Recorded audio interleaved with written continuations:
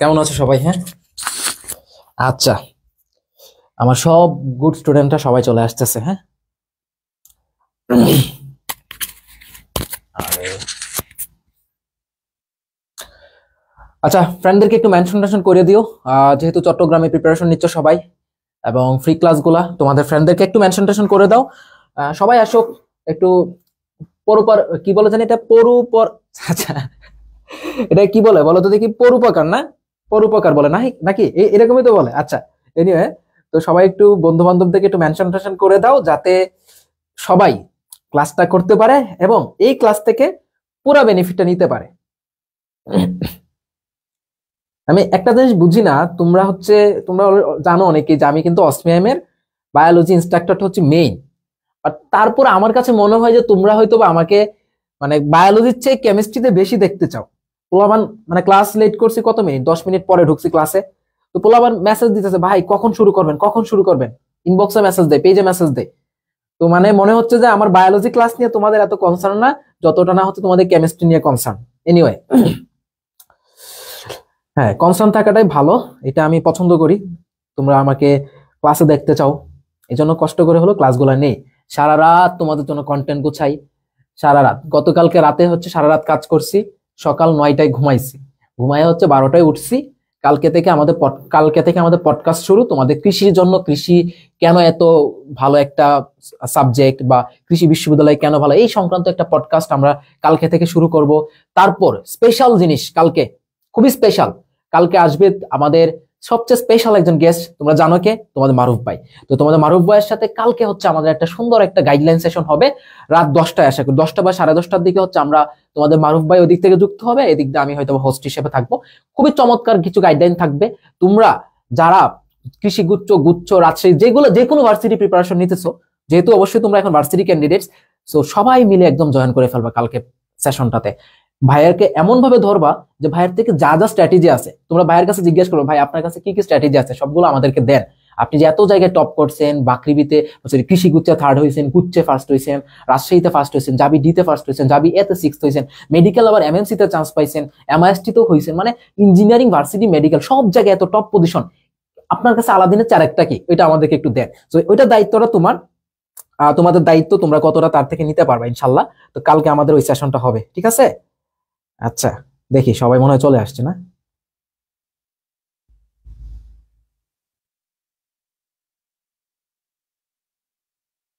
আচ্ছা, জৈব যৌগ বলতেছি কি যে আপনার ক্লাস করার জন্য 1.4 জিবি এমবি নিছি 14 টাকায়।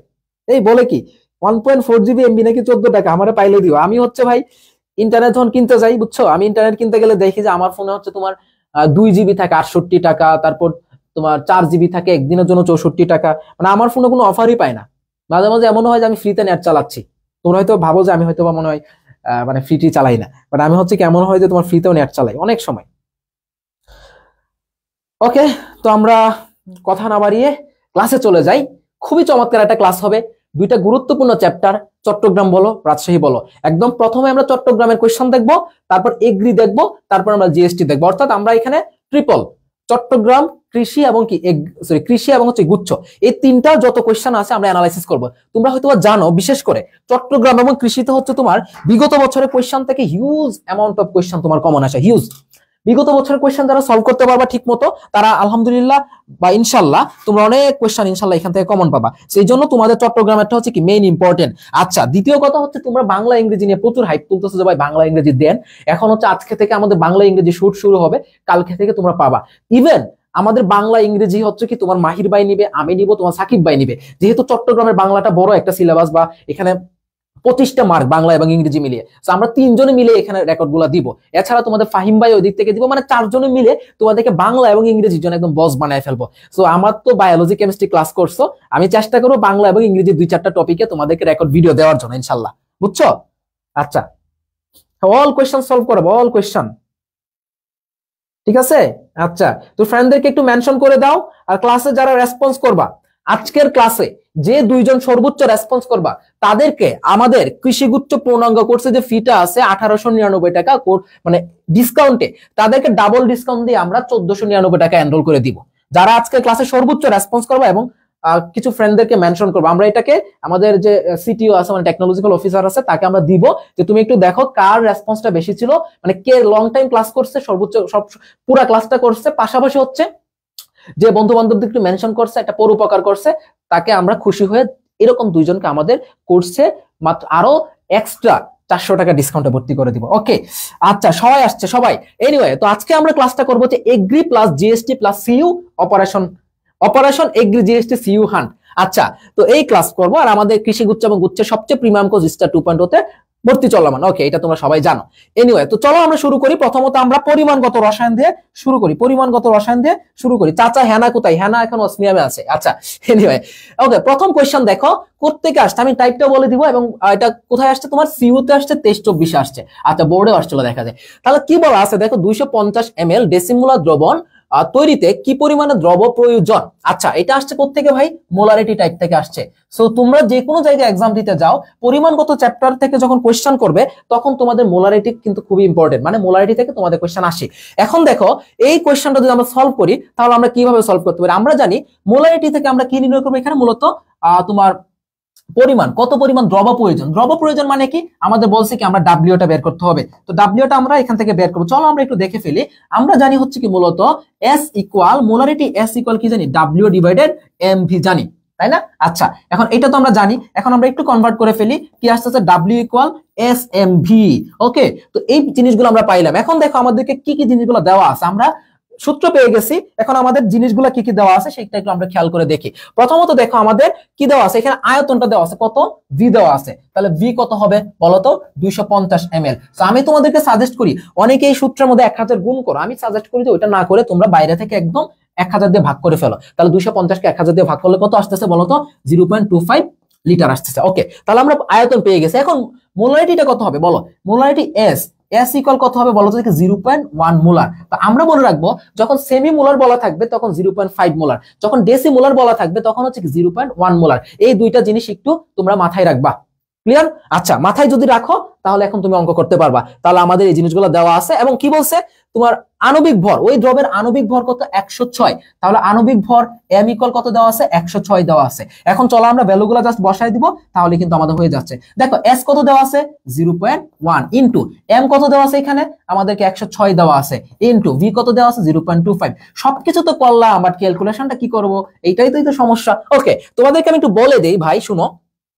0.1 দিয়ে যখন কাউকে গুণ করবা তাকে 10 দিয়ে ভাগ করাটা কিন্তু একই কথা। তাহলে আমরা যদি এখানে 0.1 দিয়ে 106 কে গুণ করি তাহলে আমার এখানে আসবে কত? 10.6।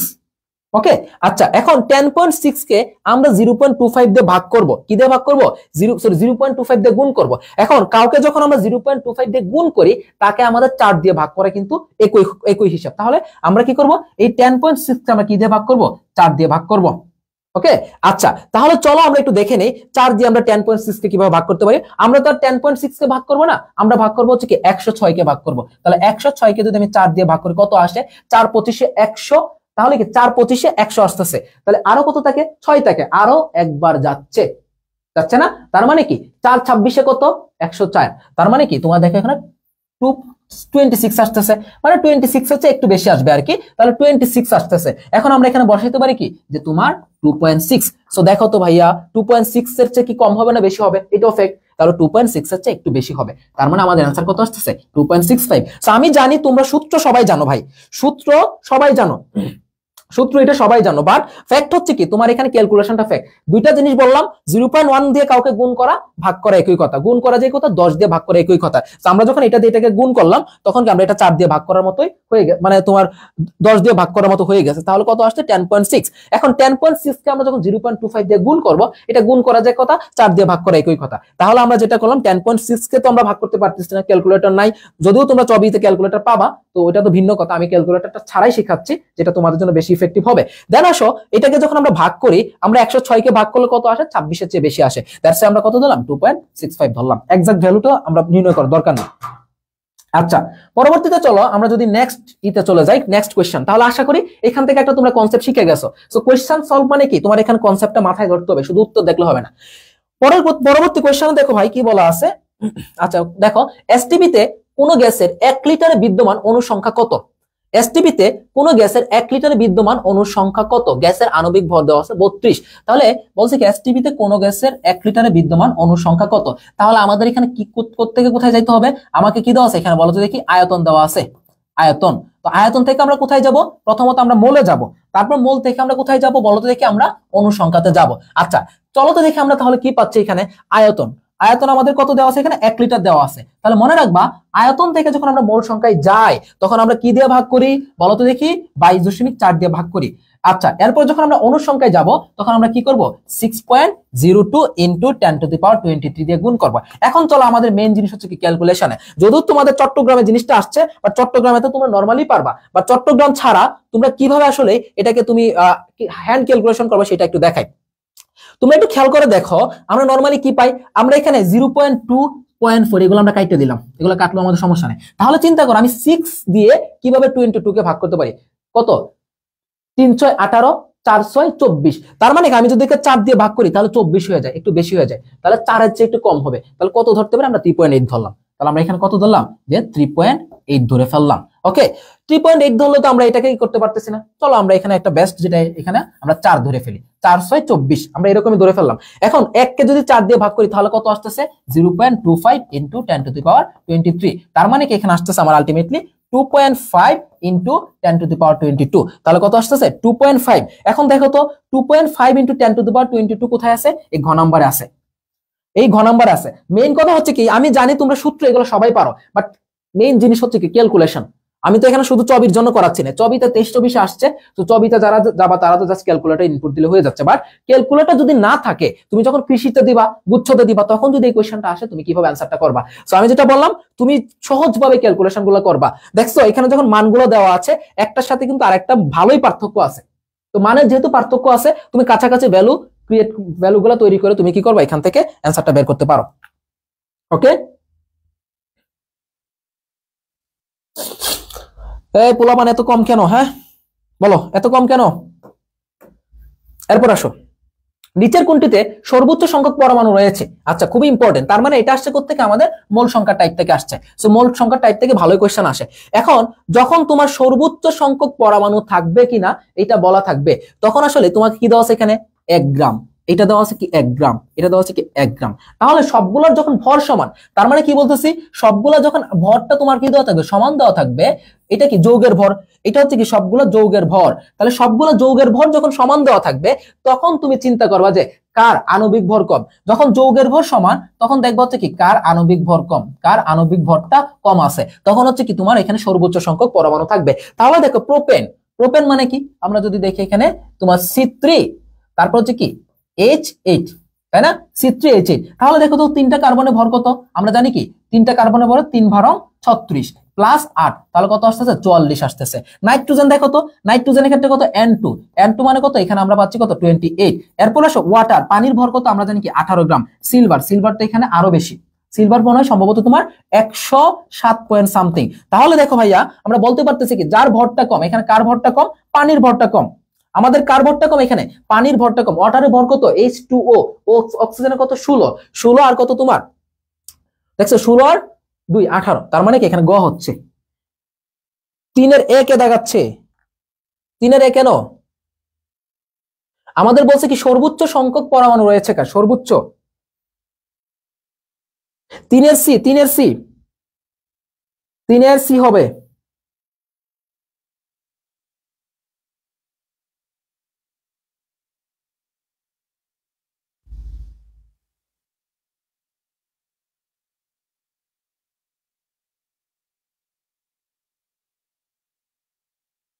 ও আচ্ছা একটা মিনিট, অনু বলছেন, সরি পরমাণু বলছেন, এক্স্যাক্টলি। একটা মিনিট দাঁড়াও, একটু মিস্টেক আছে, একটা মিনিট একটু মিস্টেক আছে। আচ্ছা যেহেতু তোমার এখানে পরমাণু বলছে, তাই আমরা একটু আরেকটু আমি এখানে অণু হয়তো ভাবছিলাম। আচ্ছা দেখো তাহলে একটু খেয়াল করে দেখো, আমাদের এই প্রোপেনের ক্ষেত্রে তোমার এখানে ভরটা কি দেওয়া আছে বলো, প্রোপেনের ক্ষেত্রে দেখো তো কি দেওয়া আছে এখানে। আচ্ছা তাহলে দেখো এখানে 1 গ্রাম দেওয়া আছে যৌগের ভর, আমরা যদি এটাকে আণবিক ভরে নিয়ে যাই তাহলে কত আসতেছে এখানে 44। এখন আসো আমরা যেহেতু এটা কি পাবো, এখানে পাবো অণুর সংখ্যা, বাট পরমাণু বললে আমার ওই যৌগটাতে কয়টা পরমাণু আছে টোটাল দেখো তো, ইনটু 11। তাহলে যখন আমরা এটা দিয়ে করব তখন কি আমার এখানে রেজাল্টটা বেশি আসতেছে, সরি এটা ই হবে, ক নাম্বার হবে, এটা ক হবে, এটা ক। এটা হচ্ছে কি ক নাম্বার হবে আমাদের এখানে পরমাণু যেহেতু বলছে। তাহলে দেখো তো নাইট্রোজেন এটা কত হচ্ছে, নাইট্রোজেন এটা কত হবে, তাহলে নাইট্রোজেন এটা হবে কি 1 ডিভাইডেড আমাদের কত আসছে এখানে নাইট্রোজেন 14, 14 দোকানে কত 28 ইনটু কত হচ্ছে এখানে 2 হচ্ছে। আমাদের পানির ক্ষেত্রে কি হচ্ছে বলো তো দেখি, পানির ক্ষেত্রে হচ্ছে কি 1/18 ইনটু কি হচ্ছে 3 হচ্ছে। এখানে তোমার সিলভারের ক্ষেত্রে কি হচ্ছে 1/107 ইনটু কি হচ্ছে 1 এরকম হচ্ছে। তাহলে আমাদের আলটিমেটলি অ্যানসারটা কোথায় হচ্ছে, এখানে হচ্ছে 3 এর এ, 3 এর এ, 3 এর এ হবে, বুঝছো সবাই শোনো 3 এর এ নাম্বারটা হবে, কিন্তু 3 এর এ নাম্বারটা হবে, ওকে 3 এর এ এখন বুঝছো উত্তরে এ হবে। তার মানে আমাদের এখানে পরমাণু বলছে, আমি আগে যেটা করাইছিলাম প্রথমত এটা হচ্ছে তোমার অণু বের করছিলাম, বাট আমাদের যেহেতু পরমাণু বলছে তাহলে পরমাণু বললে কি এখানে টোটাল কয়টা পরমাণু আছে সেই সংখ্যা দিয়ে আমরা কি করব মোল সংখ্যাকে গুণ করব। তাহলে এখানে প্রোপেনের ক্ষেত্রে আণবিক ভর কত পাইছিলাম 44 পাইছিলাম, তাহলে আমাদের ভরটা কত দেওয়া আছে, যৌগের ভর 1 দেওয়া আছে, আণবিক ভর দিয়ে আমরা কি করলাম এখানে ভাগ করলাম। আচ্ছা এটা আবার রিপিট করতেছি দাঁড়াও, এখানে আমাদেরকে বলছে কি তোমার সর্বোচ্চ সংখ্যক পরমাণু বলছে, তো পরমাণু বললে আমরা এখানে দেওয়া আছে কি যৌগের ভরটা দেওয়া আছে, তাহলে আমরা কি করলাম যৌগের ভর 1 ডিভাইডেড প্রোপেনের আণবিক ভর কত একটু হিসাব করলে দেখো 44 ইনটু আমরা কি করব প্রোপেনের এখানে কয়টা অণু আছে বলো তো দেখি, সরি কয়টা পরমাণু আছে C3H8 টোটাল কয়টা আছে 11টা, 11 দিয়ে গুণ করব। তাহলে দেখো তো এখানে কত আসতেছে 1/4, আলটিমেটলি কত আসতেছে 0.25 আসতেছে, তাই না এরকম আসতেছে। এরপর দেখো নাইট্রোজেনের ক্ষেত্রে তুমি চিন্তা করো, নাইট্রোজেনে 1, নাইট্রোজেনের আণবিক ভর কত জানি আমরা এখানে 28, নাইট্রোজেনে কত আসতেছে আমার আণবিক ভর এখানে 28 আসতেছে। এখন 28 এর সাথে আমরা কত গুণ করব বলো তো দেখি, এখানে 2 গুণ করব, তাহলে 2 দিয়ে যখন 28 কে ভাগ করি তখন কত 14, 1/14 মানে কি 1/14 মানে কত হবে অনেক কম একটা সংখ্যা হবে, মানে 0.1 এর চেয়ে কম হবে, তাহলে এখানে আসছে 0.25। পানির ক্ষেত্রে চিন্তা করো 1 ভর কত দেওয়া আছে 1, এটার আণবিক ভর কত আমরা জানি কত 18, ওকে পানির অণু কয়টা H2O, H2O না সরি পানির পরমাণু কয়টা 3টা আছে, তাহলে 3 দিয়ে আমরা গুণ করে দিলাম 3/6, তাহলে ওইখানে ছিল কি 1/4 আর এখানে কত আসতেছে 1/6, তার মানে কি এটা সংখ্যাটা আরো কম হবে। সিলভারের ক্ষেত্রে দেখো 1/107 ইনটু 1, তার মানে কি 1/107, তাহলে সবচেয়ে কম পরমাণু হচ্ছে কি সিলভারের এবং সবচেয়ে বেশি হচ্ছে কার প্রোপেনের। এখন আশা করি বুঝছো, এখন আশা করি সবাই বুঝছো। তো এটা পরমাণু যেহেতু বলছে আমাদেরকে পরমাণু সংখ্যা দিয়ে গুণ করতে হবে, বুঝছো পরমাণু সংখ্যা দিয়ে গুণ করতে হবে। এটার পরমাণু সংখ্যাটি কি আমাদের প্রমাণ পরমাণু সংখ্যা, বাট আমাদের এখানে কি যৌগের পরমাণু সংখ্যা দিয়ে গুণটা করতে হবে।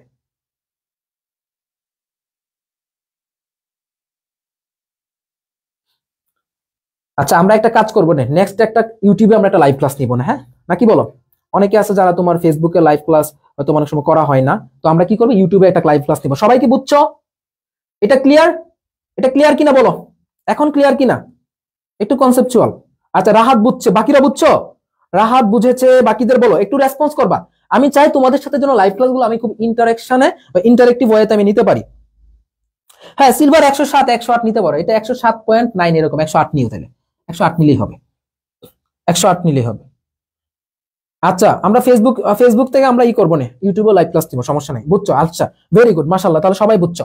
আচ্ছা এরপর আসো, ক্যালসিয়াম ক্লোরাইডে ক্লোরিনের জারণ সংখ্যা কত? আচ্ছা জারণ সংখ্যা তো আমরা খুব ইজিলি নির্ণয় করতে পারি। তাহলে দেখো আমরা ধরলাম কি ক্যালসিয়াম ক্লোরাইড, এখানে কোনো চার্জ আছে, চার্জ যদি না থাকে তাহলে মুক্ত অবস্থায় জারণ মান কত 0 হবে। তাহলে চলো আমরা দেখি, যেহেতু আমার কার জারণ মান বের করতে বলছে ক্লোরিন, সো আমরা জানি ক্যালসিয়ামের জারণ মান কত +2, কারণ এটা 2 নাম্বার গ্রুপে, সো আমরা দিলাম কত +2 প্লাস ক্লোরিন কয়টা 2টা, আমরা বসাইলাম কত 2x ইকুয়াল কত হচ্ছে আলটিমেটলি 0। সো এখন খেয়াল করো ভাইয়া এখানে কত আসতেছে 2x ইকুয়াল কত -2 বা x ইকুয়াল কত আসতেছে -1, তাহলে x ইকুয়াল কত আসতেছে এখানে -1 আসতেছে, x ইকুয়াল কত আসতেছে -1, -1 এই +1 কে দিল রে, +1 কে, +1টা কে দিছে আমি দেখি একটু ধরতেছি। আচ্ছা অভিবিশ্বাস, হ্যাঁ নাম বলছি। আচ্ছা এই -1 দেও, -1 নিউটনের আব্বা খাইছে রে, আমি এই নিউটনের আব্বা যেখানে ক্লাস করতেছে আমি এখানে কে নিউটনের আব্বা আসছে। আচ্ছা নিউটনের আব্বার সঠিক উত্তর হয়ে গেছে, দেখছো তোমাদের বাইজিৎ ভাই কত প্রিমিয়াম, নিউটনের আব্বাও ক্লাস করে, নিউটন তো পরের কথা। আচ্ছা এরপর আসো, অ্যাভোগাড্রো সংখ্যা হচ্ছে দেখো, অ্যাভোগাড্রো সংখ্যা, আরে আল্লাহ দেখছো কি সহজ কোশ্চেন, কত সহজ না, একদম সহজ কোশ্চেন, কত 6.023 × 10⁻23, আমরা সবাই জানি এটা। আচ্ছা নিচের কোনটি প্রমাণ দ্রবণ, আচ্ছা কোনটা প্রমাণ দ্রবণ বলছে বলো তো দেখি, কোনটা প্রমাণ দ্রবণ? 1 মোলার সোডিয়াম কার্বনেট, 1 গ্রাম sulphuric acid, 1 ml sulphuric acid, 1.01 ml sulphuric acid, বলো। রেজাল্ট ফ্রি এক্সামের রেজাল্ট ক্লাসের পর দিব, ক্লাসের পর।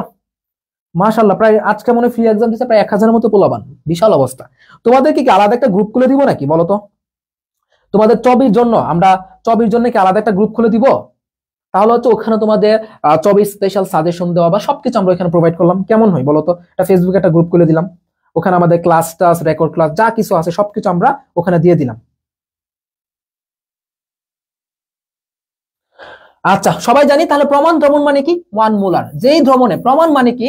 যেটার ঘনমাত্রা আমাদের জানা থাকে। যেমন আমরা আরো কিছু প্রমাণ দ্রবণ দেখি, আমরা যদি দেখি কি এখানে সেমি মোলার, তাহলে সেমি মোলার মানে কত? আমরা জানি কি 0.5 মোলার। 0.5 মোলারকে আমাদের কি বলা হচ্ছে? সেমি মোলার বলা হচ্ছে। আমরা যখন বলবো কি যে ডেসি মোলার কত? ডেসি মোলার মানে কত? 0.1 মোলার। ঠিক আছে, ডেসি মোলার মানে কত? 0.1 মোলার। সো আমরা এগুলো মনে রাখবো, ঠিক আছে? আচ্ছা, ওকে, তারপর আসো নেক্সট পটাশিয়াম পারম্যাঙ্গানেটে ম্যাঙ্গানিজের জারণ সংখ্যা কত? আমরা একটা জিনিস খেয়াল করলাম যে তোমার চট্টগ্রামে কিন্তু জারণ মান থেকে ভালো কোয়েশ্চেন আসে। 22-23 আসছে, 22-23 সম্ভবত 2টা শিফটে কোয়েশ্চেন ছিল, এই জন্য তোমার দুইবারই জারণ মান থেকে আসছে। সো জারণ মান থেকে কিন্তু তোমাদের ভালোই কোয়েশ্চেন আসে, বুঝছো? আচ্ছা, তো জারণ মান এটা আমরা নির্ণয় করে ফেলি যে পটাশিয়াম পারম্যাঙ্গানেটে ম্যাঙ্গানিজের জারণ মান কত। আমরা জানি মুক্ত অবস্থায় জারণ মান কত হচ্ছে ভাইয়া? 0 হচ্ছে। তাহলে পটাশিয়াম পারম্যাঙ্গানেট কত হচ্ছে? 0। পটাশিয়ামের জন্য আমরা কত জানি? +1, প্লাস ম্যাঙ্গানিজের জন্য কত দিলাম? x, প্লাস এখানে কত হচ্ছে? -2 ইনটু কত আসছে? 4 ইকুয়াল কত আসছে? 0। তাহলে আমরা পাচ্ছি কত? 1 + x - 8 = 0। তাহলে আমরা কত পাচ্ছি? x = +7। x = কত পাচ্ছি আমরা? +7 পাচ্ছি। ইজি না? তো জারণ মান থেকে ভালো কোশ্চেন আসে। বাট আমরা যখন জাবির কোশ্চেন সলভ করাইতেছিলাম তখন কিন্তু একটা জিনিস ছিল যে প্রাথমিক জারণ মান, একটা বিষয় ছিল যে প্রাথমিক জারণ মান কত। যেমন আমি যদি তোমাদেরকে বলি, এখানে একটা কোশ্চেন দিই যে ভাই বলো তো দেখি ক্যালসিয়াম ক্লোরাইডে ক্লোরিনের, আমি যদি বলি যে ক্লোরিনের প্রাথমিক জারণ মান কত, এটা কে পারবা? যারা আমার জাবির ক্লাস করছো তারা এখানে আশা করি পারবা। জারণ মান কত বলো তো? এটা একটু বলো, যারা আমার জাবির ক্লাস করছো তারা এটা পারবা যে তোমার ক্যালসিয়াম ক্লোরাইডে বলো -2 কিসের? -2 হচ্ছে অক্সিজেনের জন্য, -2 অক্সিজেনের জন্য। এটা একটু বলো তো দেখি, যারা আমার জাহাঙ্গীরনগরে ক্লাস করছো তারা এটা নিশ্চিত অ্যান্সার করতে পারবা যে ক্যালসিয়াম ক্লোরাইডে ক্লোরিনের প্রাথমিক জারণ মান কত। যদি প্রাথমিক জারণ মান বলে তখন এটা কি হবে? সিইউ এর জন্য অর্গানিক কেমিস্ট্রি রেকর্ড দিব, লাইভ ক্লাস দেওয়ার টাইম পাবো কিনা জানি না। 22 তারিখ থেকে তো আমাদের পূর্ণাঙ্গ কোর্সের ক্লাস শুরু, বুঝতেই আছো কি পরিমাণে প্রেসার।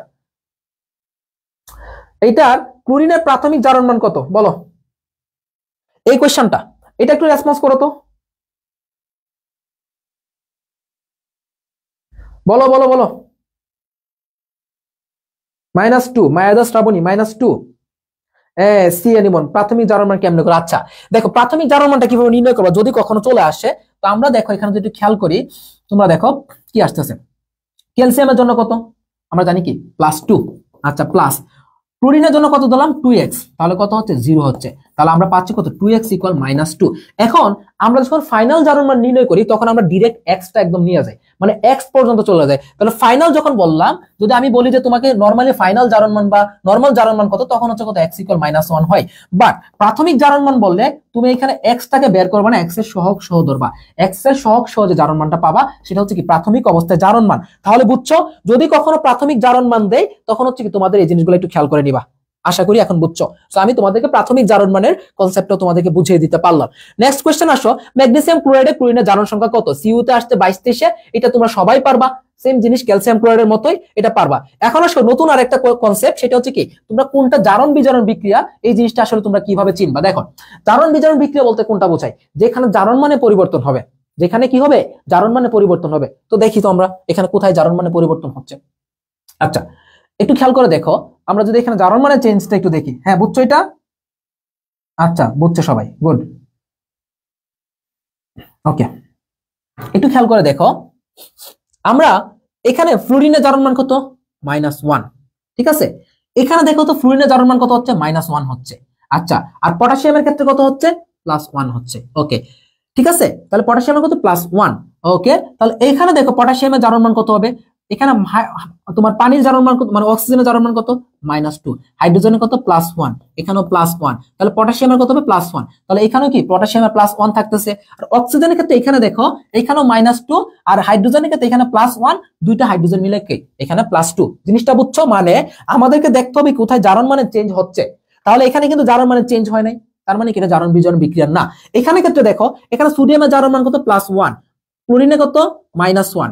এখানে দেখো সোডিয়ামের কত? +1। আমরা জানি নাইট্রেটের জারণ মান কত? -1। ওকে, তারপরে আসো সিলভারের কত এখানে +1, নাইট্রেটের -1, এখানে +1 -1। মনে রাখবা প্রতিস্থাপন বিক্রিয়া কখনোই কিন্তু জারণ বিক্রিয়া হয় না, জারণ বিজারণ হয় না। যেহেতু এটা প্রতিস্থাপন বিক্রিয়া তাই কি এটা জারণ বিজারণ বিক্রিয়া হবে না। ক্যালসিয়াম কার্বনের ক্ষেত্রে দেখো আমরা জানি কি ক্যালসিয়ামের জারণ মান কত +2, কার্বনেটের কত -2, এখানে কত +2, এখানে কত -2, এখানে কত +2, এখানে কত -2। ঠিক আছে, তাহলে আমরা বুঝতেছি যে না জারণ মানে কোনো চেঞ্জেস আসতেছে না। এরপরে দেখো হাইড্রোজেন সালফাইডের ক্ষেত্রে এখানে খেয়াল করো হাইড্রোজেনের কত +1, দুইটা হাইড্রোজেনের কত +2। আচ্ছা এখানে দেখো তো সেম জিনিসটা আসতেছে তাই না, +1, দুইটা হাইড্রোজেনে কত আসতেছে তোমার +2। আচ্ছা সালফারের ক্ষেত্রে দেখো এখানে কত আসতেছে তাহলে -2, আর এখানে দেখো তো কত আসতেছে সালফার, একটু দেখো এখানে -2, এরপর আসতেছে তোমার কি, আচ্ছা বিক্রিয়াটা কি ঠিকঠাক আছে না, আচ্ছা -2, আর এখানে কত আসতেছে তাহলে -2, এখানে কত -2 আসতেছে। ওকে, এরপর দেখো এখানে সালফারে কত আসতেছে -2, এখানে কত তোমার -2। ওকে, আচ্ছা তাহলে দেখো এখানে কত আসতেছে -2। ওকে, মোটামুটি আচ্ছা এই জিনিসটা আমরা একটু ই করবো, এটা মনে হয় এখানে নাই, এই জিনিসটা না, এটা মাঝে উল্টা চলে আসছে। এটা দেখো কত আসতেছে এখানে +2, সরি এখানে +2 না +1। আচ্ছা আর এখানে কত আসতেছে তোমার -2। ওকে, একটু খেয়াল করে দেখো সালফারের এখানে কত ছিল -2। ওকে, এখানে কত হচ্ছে তাহলে 3 দুগুণে 6, -6 হচ্ছে না, কত হচ্ছে তাহলে -6 হচ্ছে। তার মানে কি এখানে আমাদের জারণ মানে একটা চেঞ্জ হয়েছে। সো জারণ মানে যেহেতু চেঞ্জ হয়েছে তার মানে বলতে পারতেছি কি এটা ঘ নাম্বারটা হবে কি অ্যান্সার। যেখানে তোমরা জারণ মানে চেঞ্জ দেখবা সেখানে কি অ্যান্সারটা হবে। এরপর আসো নিচের কোনটি জারণ বিজারণ বিক্রিয়া, সেম জিনিস আবার আসছে। তো এখানে জারণ বিজারণ বিক্রিয়া কোনটা হবে দেখো, জারণ বিজারণ কোনটা নয়, তাহলে দেখো হাইড্রোজেন এখানে কত হবে 0 হবে। কেন 0? আচ্ছা সরি একটা জিনিস ভুল করছে, এখানে একটা জিনিস মিস্টেক হচ্ছে, এখানে সালফারের জারণ মান 0 হচ্ছে, 0 এটা 0 হচ্ছে, যেহেতু সালফার মুক্ত অবস্থায় আছে তার মানে কি 0। বাট এখানে কত ছিল সালফারের -2 ছিল তাই না, এখানে সালফারের কত ছিল -2 ছিল, এখানেও ছিল কি -2, তার মানে এই পাশে কি সালফারের জারণ মানে চেঞ্জ হচ্ছে, যেহেতু মুক্ত অবস্থায় তার মানে কি 0। সো যখন 0 হবে মুক্ত অবস্থায় থাকবে এবং চেঞ্জেস আসবে তখন হচ্ছে কি এটাকে আমরা জারণ বিজারণ বিক্রিয়া বলবো। হ্যাঁ সালফার 0 হবে, 0 হবে, ঠিক আছে। এরপর আসো কোনটি জারণ বিজারণ বিক্রিয়া নয়, তো যখন বলবে কি জারণ বিজারণ বিক্রিয়া নয়, এখানে দেখো তো 0, এখানে 0, এখানে কত আসতেছে +1, 1 দুকানে 2, মানে 2 একে 2, এখানে কত -2, এটা জারণ বিজারণ বিক্রিয়া। এখানে কত +1, এখানে -1, এখানে তার মানে কত -2, এখানে কত বলো তো দেখি +1, সরি এখানে তো 0, এখানেও 0, এখানেও 0, বাট এখানে চেঞ্জ আসতেছে তাই না। তো এরকম যৌগগুলো যখন সিঙ্গেল সিঙ্গেল মিলে কি গঠন করতেছে তোমার যৌগ গঠন করতেছে তখন হচ্ছে কি এগুলা মূলত জারণ বিজারণ বিক্রিয়া হয়। আচ্ছা এখানে খেয়াল করে দেখো কপারের কত +2, অক্সিজেনের কত -2, এখানে কত +2, এখানে -2, এখানে 0, আর এখানে কত আসতেছে বলো তো দেখি, এখানে আসতেছে তোমার কত +1 2, তার মানে এটাও জারণ বিজারণ বিক্রিয়া না তাই না, এটাও কি জারণ বিজারণ বিক্রিয়া না, সরি এটা জারণ বিজারণ বিক্রিয়া, এটাও জারণ বিজারণ বিক্রিয়া। আচ্ছা এখন দেখি আমরা, কারণ এখানে চেঞ্জ আসছে। এখানে দেখো ভাইয়া এখানে কি হচ্ছে কপার আসতেছে +2, নাইট্রোজেন আসতেছে কত তো -1 -2, আর এখানে দেখো কপারে +2, অক্সিজেনেরটা আমরা বাদ দিলাম, নাইট্রোজেনেরটা দেখি, নাইট্রোজেনে কত এখানে আসতেছে তোমার মোটামুটি এখানে কত আসবে বলো তো দেখি, নাইট্রোজেন এখানে +1 আসবে, সরি +2 আসবে, এখানে কত আসবে তোমার -2। ওকে এখানে 0। আচ্ছা জারণ বিজারণ নয় বলছে না, একটা মিনিট, জারণ বিজারণ নয় বলছে নাকি ঠিকঠাক আছে দেখি তো,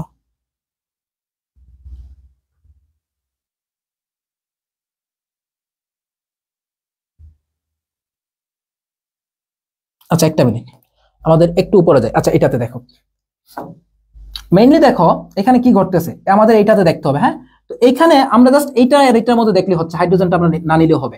এখানে আসতেছে +2, এখানে -2, এখানে +2, এখানে -2, সো এইটুকু দেখলে আমাদের হয়ে যাচ্ছে। তাহলে এইটাতে যেহেতু জারণ মানে চেঞ্জ হচ্ছে না তার মানে কি এটা হচ্ছে কি তোমার জারণ বিজারণ বিক্রিয়া, এটা হচ্ছে কি জারণ বিজারণ বিক্রিয়া, সরি জারণ বিজারণ বিক্রিয়া নয়, এটা সি নাম্বার হবে, সি নাম্বার অ্যান্সার হবে কি সি। সবাই ক্লিয়ার, অ্যান্সার কোনটা হবে সি হবে।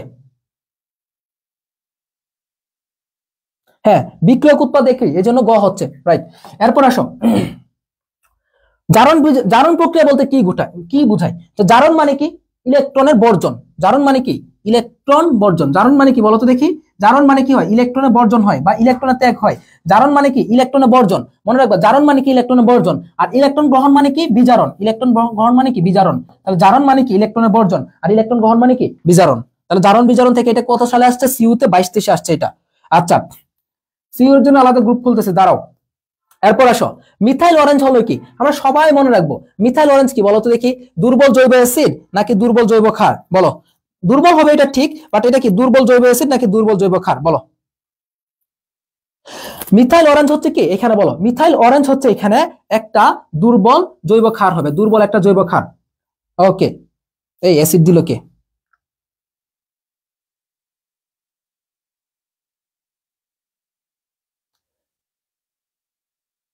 কেন সি? কারণ হচ্ছে তোমার ওইখানে বিক্রিয়ক এবং উৎপাদ সেম ছিল।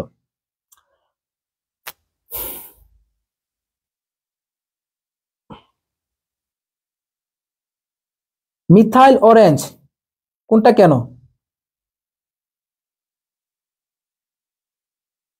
মিথাইল অরেঞ্জ দুর্বল জৈব ক্ষার, জৈব ক্ষার হবে, ক্ষার, ক্ষার, অ্যাসিড না। 12 এর বি, বুঝছো? আচ্ছা, এরপর চলো 13 নম্বর। চলো তো 13 নম্বরে কি বলা আছে এখানে দেখো। এখানে আমাদের বলছে কি যে ক্লোরিনের জারণ সংখ্যা কত? সো ভাই খেয়াল করো, প্রত্যেক বছর 21-22 আসছে, 22-23 আসছে, 23-24 সম্ভবত জারণ সংখ্যাতে 21 আসছে। তো জারণ সংখ্যাটা ভালো করে দেখবা, পারবা জানি, তারপরেও তোমরা একটু সতর্ক থাকবা যাতে জারণ মানে কখনো ভুল না হয়। এখানে একটু খেয়াল করে দেখো, ক্লোরিনের জারণ মান চাইছে HClO3। সো আমরা একটু সিম্পলি নিয়ে করে ফেলি, একদম ইজিলি পারবো এটা। দেখো হাইড্রোজেনের জন্য কত? +1, আমরা ডিরেক্ট 1 দিতেই পারি, প্লাস x, তারপর কি -6, -6 কেন? অক্সিজেনের জন্য কত? -2, তিনটা থাকায় -6। ওকে, 0 হচ্ছে। এরপর দেখো কি আসতেছে, x ইকুয়াল কত আসতেছে? এখানে তোমার +5 আসতেছে। তাহলে আমরা বলতে পারি কি এখানে তোমার কত আসতেছে? ক্লোরিনের জারণ মানটা +5, +5। সবাই বুঝছো?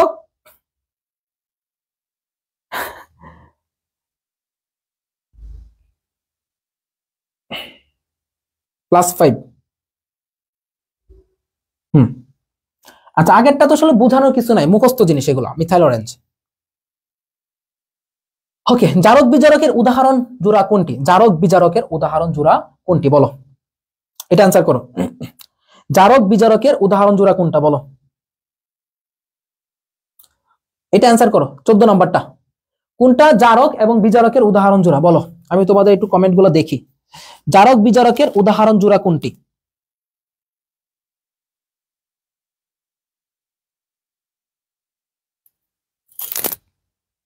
বলো, জারক বিজারকের উদাহরণ কোনটা? আচ্ছা, তো তোমরা একটা জিনিস একটু মাথায় রাখবা, একটা জিনিস মাথায় রাখবা যে জারক বিজারক কিভাবে উদাহরণ মনে রাখবা। মনে রাখবা যেখানে ধাতুর সংখ্যা, কি বলতেছি, যেখানে ধাতুর সংখ্যা অধাতুর সমান বা বড় হবে, যেখানে কি হবে?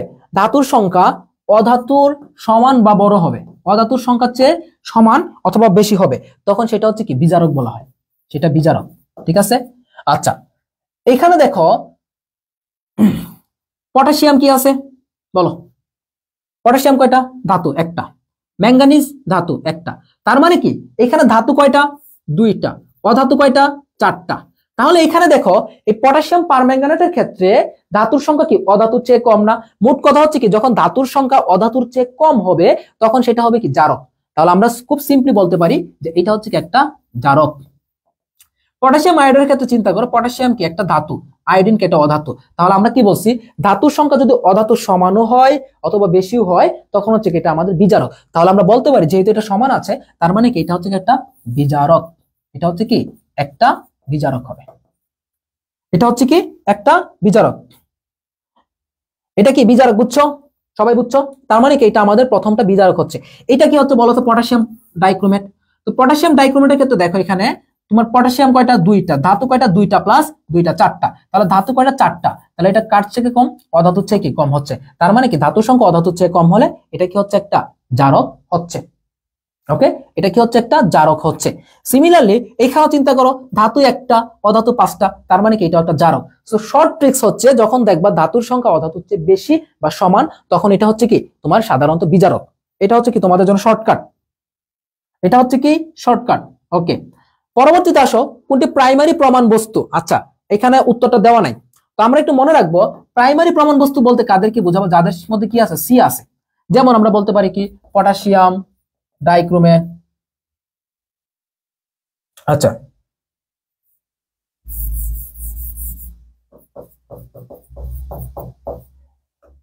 আল্লাহ, পটাশিয়াম ডাইক্রোমেটের সংকেত মাথা থেকে আওলায় যাইতেছে।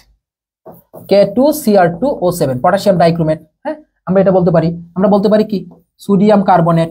তো এইগুলো হচ্ছে কি তোমার সাধারণত কি প্রাইমারি প্রমাণ বস্তু। তো প্রাইমারি বলতে কোনটাকে বোঝাচ্ছি, যাদের কি সি আছে। ধাতু অধাতু চিনো না, কি বলো? এটাতে অ্যান্সার নাই, এটাতে অ্যান্সার নাই, এখানে যা দেওয়া আছে সবাই হচ্ছে কি তোমার এখানে সেকেন্ডারি। তো যাদের মধ্যে সি পাবা তারাই হচ্ছে কি তোমার এখানে প্রাইমারি হয়। বাট এখানে কি আছে, সি আছে, তাহলে এটা কেন হয় না? কারণ এটা হচ্ছে ব্যতিক্রম, বুঝছো? এটা হচ্ছে কি ব্যতিক্রম হয়। ওকে, এটা উত্তর নাই। এরপরে চলো, এর পরবর্তী কোশ্চেন যদি আমরা দেখি যে এখানে কি বলছে তোমার, এখানে কার যোজনী বলছে যে সোডিয়াম 4টা আয়রনের যোজনী সম্ভবত চাইছে। দেখো আয়রনের যোজনী কত, এখানে আয়রনের যোজনী। তাহলে আমরা যদি যৌগটাকে লিখি Na4, তারপর কি বলা আছে এখানে Fe, তারপর কি বলা আছে এখানে Cn6, আয়রনের যোজনী চাইছে। তাহলে দেখো তো সোডিয়ামের কত জানি +1, 4টা আছে তার মানে কত, আমরা 4 ধরলাম। ওকে, +x ধরলাম। সায়ানাইডের যোজনী কত মনে রাখবো জানো? সায়ানাইড মানে হচ্ছে কি -1, তাহলে আমরা কি ধরলাম এখানে -1 × 6 = 0। তাহলে আমরা এরপর কত পাচ্ছি বলো তো দেখি, এরপরে পাচ্ছি হচ্ছে কত 4 + x - 6 = 0, বা বলতে পারি কি x = কত আসছে +2, x = কত +2। হ্যাঁ, সি থাকলে প্রাইমারি, সি থাকলে প্রাইমারি, সি থাকলে প্রাইমারি হবে, বুঝছো এটা?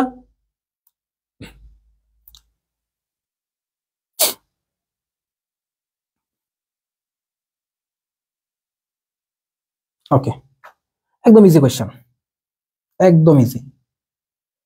তাহলে আমরা যেটা খেয়াল করতেছি, আচ্ছা যেটা খেয়াল করতেছি যে তোমার জারণ মান, যোজনী, এগুলা থেকে কোয়েশ্চেন আসতেছে বেশি, বুঝছো? এগুলা থেকে বেশি কোয়েশ্চেন আসতেছে। এখন বলতে পারো যে ভাই এখানে তো যোজনী চাইছে, আপনি তো নির্ণয় করছেন জারণ মান। মনে রাখবা যোজনী এবং জারণ মানের মধ্যে একটা পার্থক্য, জারণ মান শুধুমাত্র চিহ্ন হবে, বাট যোজনীর ক্ষেত্রে সবগুলাই পজিটিভ। জারণ মান এখানে পজিটিভ হতে পারে, নেগেটিভ হতে পারে, বাট যোজনী কি অলওয়েজ তোমার পজিটিভ হয়। তো এটাই হচ্ছে জাস্ট মাত্র পার্থক্যটা, আর কোনো পার্থক্য কিন্তু এখানে নাই। ওকে, আর কোনো পার্থক্য এখানে নাই, ঠিক আছে? আচ্ছা,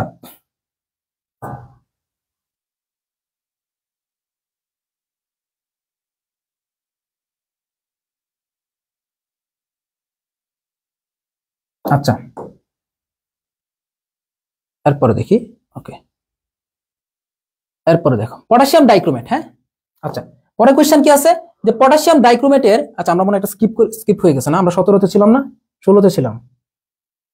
ওকে, বুঝলাম না লাইভ শো করতেছে না কেন।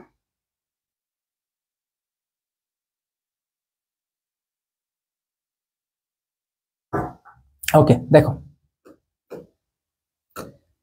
পটাশিয়াম ডাইক্রোমেট যৌগে ক্রোমিয়ামের জারণ মান কত? দেখো সিম্পল কোশ্চেন এটাও। হ্যাঁ, পটাশিয়ামের জন্য কত ধরলাম আমরা 2 ধরলাম, 2 প্লাস ক্রোমিয়ামের জন্য কত ধরলাম 2x প্লাস -7 মাইনাস কত হবে 14 হবে, যেহেতু 7টা আছে -14 = 0। বা আমরা বলতে পারি হচ্ছে তোমার 2x তোমার -12 = 0, বা আমরা x = কত পাচ্ছি +6 পাচ্ছি। x = কত পাচ্ছি এখানে +6 পাচ্ছি, বুঝছো? x = কত +6, একদম সিম্পল। হ্যাঁ,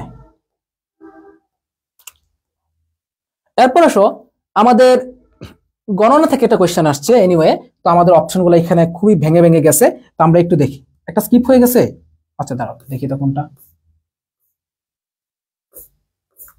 সরি, আচ্ছা আচ্ছা, কি বলছে দেখো, 98% বিশুদ্ধ সালফিউরিক অ্যাসিডের আণবিক ভর কত, মানে সালফিউরিক অ্যাসিডের মোলারিটি কত? কি বলছে তোমার? আচ্ছা 13 এর পর 18 আসলো কেন? 13 এর পর 18 মানে এটা কি 13 ছিল? 16 এর পর 18 আসছে। কি বলছে তোমার এখানে যে তোমার 98% বিশুদ্ধ সালফিউরিক অ্যাসিডের আপেক্ষিক গুরুত্ব, মোলারিটি কত? এখানে আপেক্ষিক গুরুত্ব দেওয়া আছে কত 1.80, আণবিক ভর কত দেওয়া আছে 98 দেওয়া আছে, বুঝছো? আণবিক ভর কত দেওয়া আছে 98 দেওয়া আছে। তারপর বলছে কি তোমার এখানে যে এর মোলারিটি কত। দেখো যেহেতু এখানে পার্সেন্টেজটা দেওয়া আছে, কি দেওয়া আছে তোমার এখানে পার্সেন্টেজটা যেহেতু দেওয়া আছে, তো তোমরা কিভাবে এই জিনিসটা বের করবে একটু খেয়াল করে দেখো।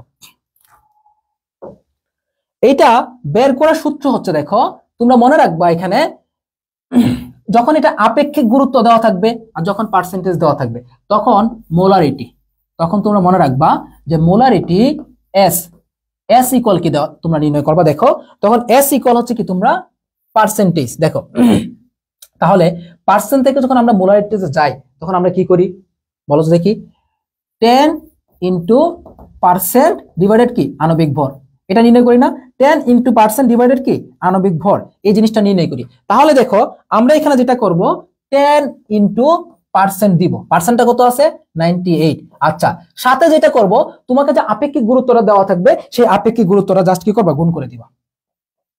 যখন তোমাকে কি দেওয়া থাকবে, আপেক্ষিক গুরুত্ব দেওয়া থাকবে, তখন জাস্ট আপেক্ষিক গুরুত্বটা গুণ করে দিবা, আর কিছুই না। তাহলে ভাগ করো, এটা কত আসতেছে 18 আসতেছে, 18 মোলার। জিনিসটা কি বুঝছো? তোমরা নরমালি আমরা কি জানি, মোলারিটি S ইকুয়াল যখন পার্সেন্ট দেওয়া থাকে পার্সেন্ট ইনটু 10 ডিভাইডেড কি আণবিক ভর। তো এখানে যেহেতু এক্সট্রা করে কি দেওয়া আছে, আপেক্ষিক গুরুত্ব দেওয়া আছে, আমরা কি করব, জাস্ট আপেক্ষিক গুরুত্বটাকে গুণ করে দিব। আমরা জাস্ট আপেক্ষিক গুরুত্বটাকে কি করব, গুণ করে দিব। ওকে, জাস্ট আপেক্ষিক গুরুত্বটাকে আমরা গুণ করে দিব, আর কিছুই না। আচ্ছা, এর পরবর্তীতে চলো, এরপর আসো, দেখো কি আছে, আমরা এগুলো দেখলাম। 2.2 গ্রাম কার্বন ডাই অক্সাইড গ্যাসের অণু সংখ্যা কত? সো আমাদেরকে এখানে কি দেওয়া আছে, ভর দেওয়া আছে, তাই না? কি দেওয়া আছে বলো তো, এখানে আমাদেরকে জাস্ট ভর দেওয়া আছে। তাহলে ভর থেকে আমরা কোথায় যাব, প্রথমত আমরা মোলে যাব, মোল থেকে আমরা কোথায় যাব, অণুতে যাব। ভর থেকে মোল, মোল থেকে অণুতে যাব, খুবই সিম্পল জিনিস। তাহলে দেখো ভর থেকে যখন মোলে যাব তখন আমরা প্রথম যে কাজটা করব, আণবিক ভর দিয়ে ভাগ করব। তাহলে দেখো এখানে আমাদের কি দেওয়া আছে, 2.2 গ্রাম, 2.2। কার্বন ডাই অক্সাইড আণবিক ভর কত, 44 গ্রাম, আমরা 44 দিয়ে ভাগ করলাম। আচ্ছা, তারপর এটা কি পাইলাম, আমরা মোল পাইলাম। মোলের পর আমরা কোথায় যাব, অণুতে যাব। তাহলে অণুতে যাওয়ার সময় 6.02 ইনটু 10 টু দি পাওয়ার 23 দিয়ে গুণ করব। একটু খেয়াল করো ভাই, এখানে আমরা যদি এটাকে এখন ক্যালকুলেশনটা করি, দেখো আমরা 2.2 দিয়ে 44 কে কিভাবে কাটবো, এটা একটা ফ্যাক্ট। এখন দেখো আমরা জানি কি 22 দিয়ে কি আমরা 44 কে কাটতে পারি না। তো 22 দিয়ে যখন 44 কে কাটবো তখন আমার কত আসে, 22 দুগুণে 44। তাহলে এখানে কত আসতেছে আমার, এখানে কত আসবে, 22 দুগুণে 44 আসবে না। দেখো এখানে কি আছে, আমার 2.2 আছে। তো আমরা আরো ইজিলি বুঝাই যে আমরা এই 2.2 কে লিখতে পারি কি 22 ইনটু 10 টু দি পাওয়ার -1, এটা লিখতে পারি। এখন চলো আমরা ক্যালকুলেশনটা করি, এটাকে দিয়ে কাটলে কত আমার 2 এখানে। আচ্ছা, 2 দিয়ে যখন আমরা এটাকে কাটবো তখন কত 3.01। তাহলে দেখো আমার কি আসতেছে 3.01 into 10 to the power 23 into কত 10 ইনভার্স 1। তাহলে আলটিমেটলি আসতেছে কত 3.01 ইনটু 10 টু দি পাওয়ার 22।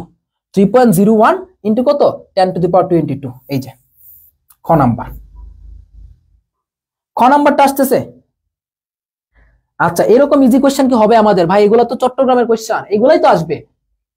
তো তোমাদের সেশন যখন পরীক্ষা দিবা, ধরো নেক্সট ইয়ার যখন আমরা কোশ্চেন সলভ করাবো, তখন দেখবা ওই সেশনে পোলাপান জিজ্ঞেস করবে ভাই এরকম ইজি কি আসবে।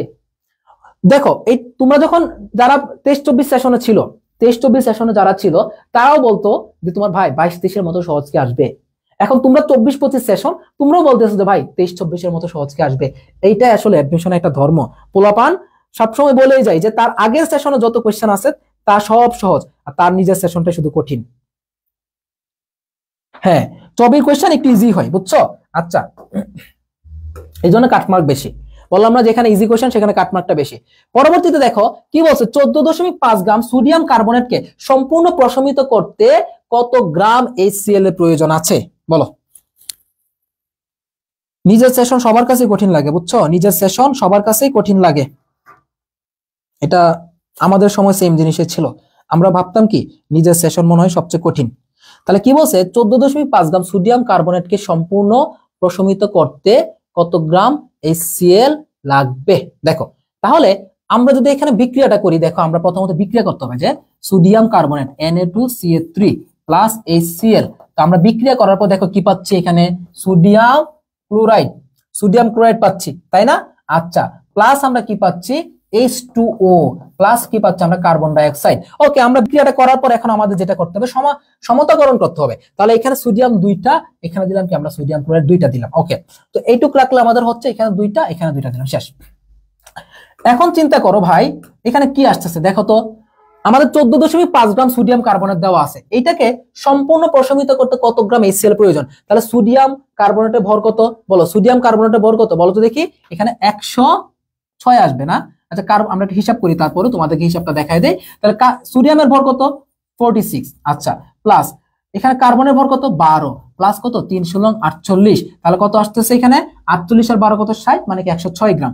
এখন চিন্তা করো ভাইয়া এখানে কি আসতেছে 106 গ্রামকে প্রশমিত করতে কত গ্রাম লাগতেছে 35.5 ইন্টু মানে 36.5 ইন্টু 2, কারণ HCl এর ভর কত 36.5 ইন্টু 2, তার মানে কত বলো 73।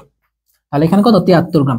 তাহলে দেখো 106 গ্রামকে প্রশমিত করে 73 গ্রাম, 106 গ্রামকে প্রশমিত করে 73 গ্রাম। এখন বলছে কি যে 14.5 গ্রামকে কত গ্রামে প্রশমিত করবে, তাহলে 73 ডিভাইডেড কি 106 ইন্টু কত 14.5। ক্যালকুলেটর ছাড়া এটা একটু টাফ, বাট তারপর আমরা চেষ্টা করি যেটা করা যায় কিনা। এখন চিন্তা করো আমরা এটাকে কি করব বলো তো দেখি, এটাকে আমরা ই করব। দেখো আমরা 106 না ধরে আমরা কি ধরলাম 100 ধরলাম, তো 100 দিয়ে যখন আমরা কি করতে পারি বলো তো দেখি, এই 100 কে আমরা আরেকভাবে লিখতে পারি, আমরা লিখতে পারি কি 10 ইন্টু 10 লিখতে পারি না। আচ্ছা তো 10 দিয়ে যখন 73 কে কাটবো তখন কত আসে 7.3 আসতেছে, তাই না? আচ্ছা এই 10 দিয়ে যখন আমরা 14.5 কে কাটবো তখন কত আসতেছে 1.45 আসতেছে। এখন আমরা 7.3 ইন্টু কত 1.45 কে আমরা গুণ করি, চলো আমরা গুণটা করে ফেলি। 145 আর এখানে কত 73 ধরলাম, তাহলে 3 × 5 = 15, হাতে আছে কত 1, 3 × 4 = 12, আর এক কত 13, তারপর দেখো হাতে আছে 1, 3 × 3 আর 1 4, ক্রস দিলাম, 5 × 7 = 35, হাতে আছে 3, 4 × 7 = 28 আর 3 = 31, হাতে আছে 3, 7 থেকে 7 আর 3 কত 10, তাহলে আলটিমেটলি আসছে কত 5 8 5 0 1। সো আমরা এখানে কয়টা নিছিলাম একটা দুইটা তিনটা, তাহলে 3 গড় আগে দশমিক মানে 10.5, তার মানে কত আসছে আমাদের 10.5 আসতেছে, 10.5 এর আশেপাশে আসতেছে। তাহলে 10.5 এর আশেপাশে কোনটা আছে 9.98। বুঝছো ক্যালকুলেশন? তো এইভাবে আমরা কাছাকাছি ভ্যালুগুলো নির্ণয় করব, কাছাকাছি ভ্যালু জাস্ট, ওকে কাছাকাছি ভ্যালু নির্ণয় করতে পারলে হইছে। বুঝছো 9.98 কিভাবে আসছে?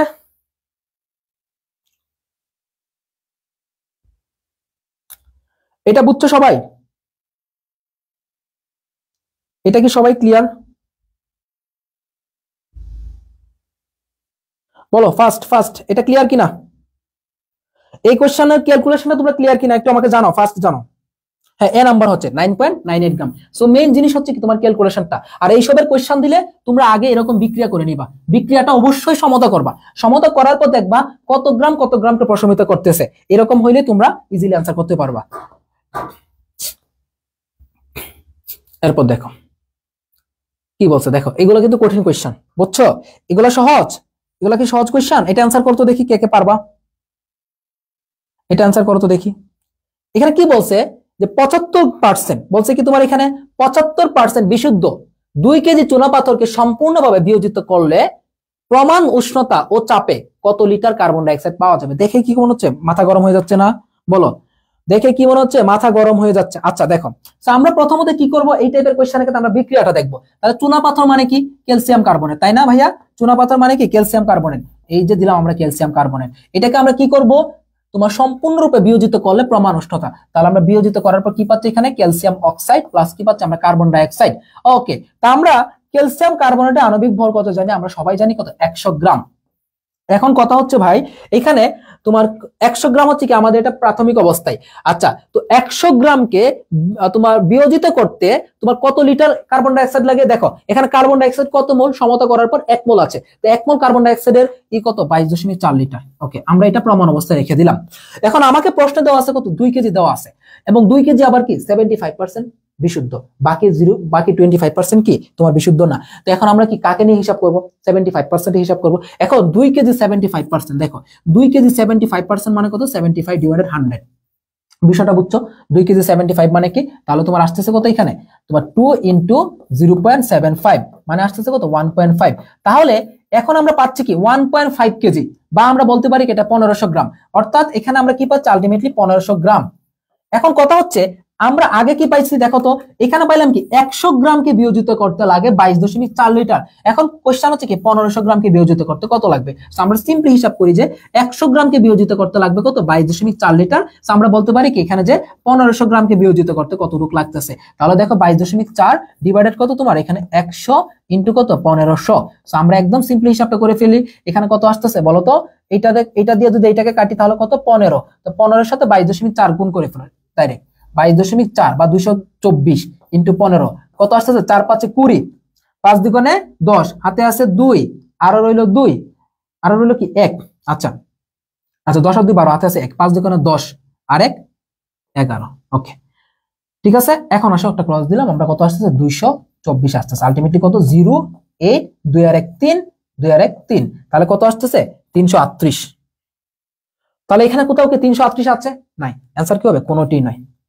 অ্যান্সার হচ্ছে কি কোনোটি নেই, তার মানে উত্তর দেওয়া নেই। এই যে এতক্ষণ আমরা কি করলাম, কাটাকাটি করলাম, করে কিভাবে পাইলাম যে এখানে কোনোটাই না, কোনোটাই নয়। আলটিমেটলি কি নয়? কোনোটাই নয়। বুঝছো সবাই?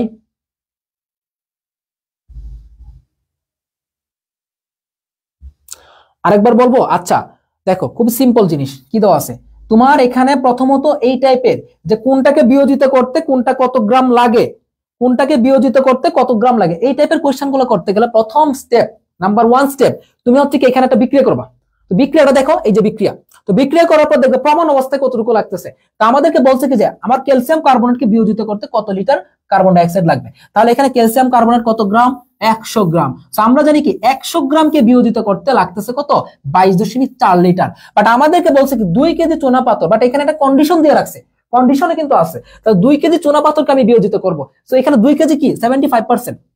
তো আমরা 2 কেজি 75% নির্ণয় করলাম, মানে কি এই যে 75%, 75 ডিভাইডেড 100, অর্থাৎ 2 * 0.7 আসতেছে কত? 1.5 কেজি। আমরা তো আর কেজিতে করবো না, আমরা নিব কোথায়? গ্রামে নিয়ে যাব। তাহলে এটা কত আসতেছে? এটা হচ্ছে কি 1500 গ্রাম। তার মানে আমরা পাইলাম কত? আমার কাছে বিশুদ্ধ ক্যালসিয়াম কার্বনেট আছে কত গ্রাম? 1500 গ্রাম। তো আমরা ঐকিক নেমে চলে যাব, যে আমরা পাই কি যে 100 গ্রামকে বিয়োজিত করে 22.4 লিটার, তাহলে 1500 গ্রামকে বিয়োজিত করবে কত? 338।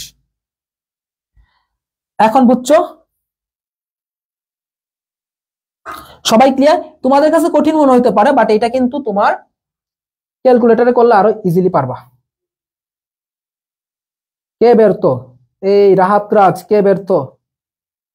আমি ব্যর্থ না? আজকে কৃষি চলবো আছে, আজকে শুধু চবি না।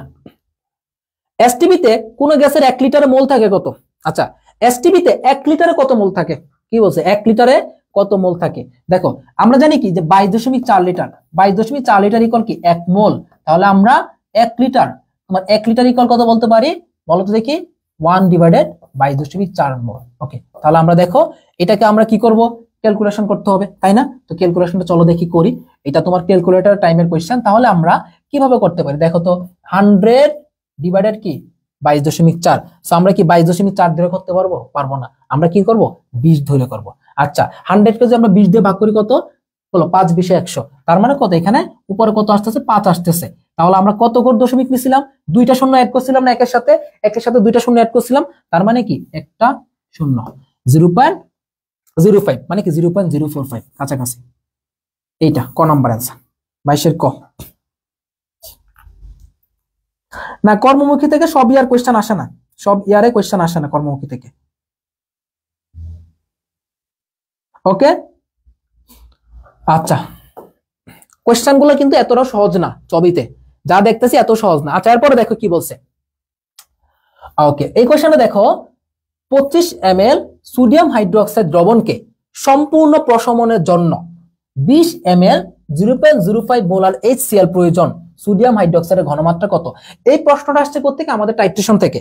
সো এটা কোত্থেকে আসছে? আমাদের টাইট্রেশন থেকে কোশ্চেনটা আসছে। আচ্ছা আচ্ছা, মাইমুনা তনি কি কমেন্ট করছো? আচ্ছা 25 ml, তাহলে দেখো আমাদের কি দেওয়া আছে এখানে? আমরা ধরলাম কি এটা V1। সোডিয়াম হাইড্রোক্সাইডের ভর কত? মানে ভর কত বলো দেখি? ভর তো লাগবে না, এখানে এস লাগবে। এস দেওয়া আছে? দেওয়া নাই। আচ্ছা V1 S1, তারপর আমরা E1, ই মানে কি তুল্য সংখ্যা। তাহলে তুল্য সংখ্যা কত? সোডিয়াম হাইড্রোক্সাইডে এখানে কয়টা ইলেকট্রন, মানে কয়টা ওএইচ আছে? কয়টা ওএইচ? একটা ওএইচ, তার মানে কি এটা তুল্য সংখ্যা 1।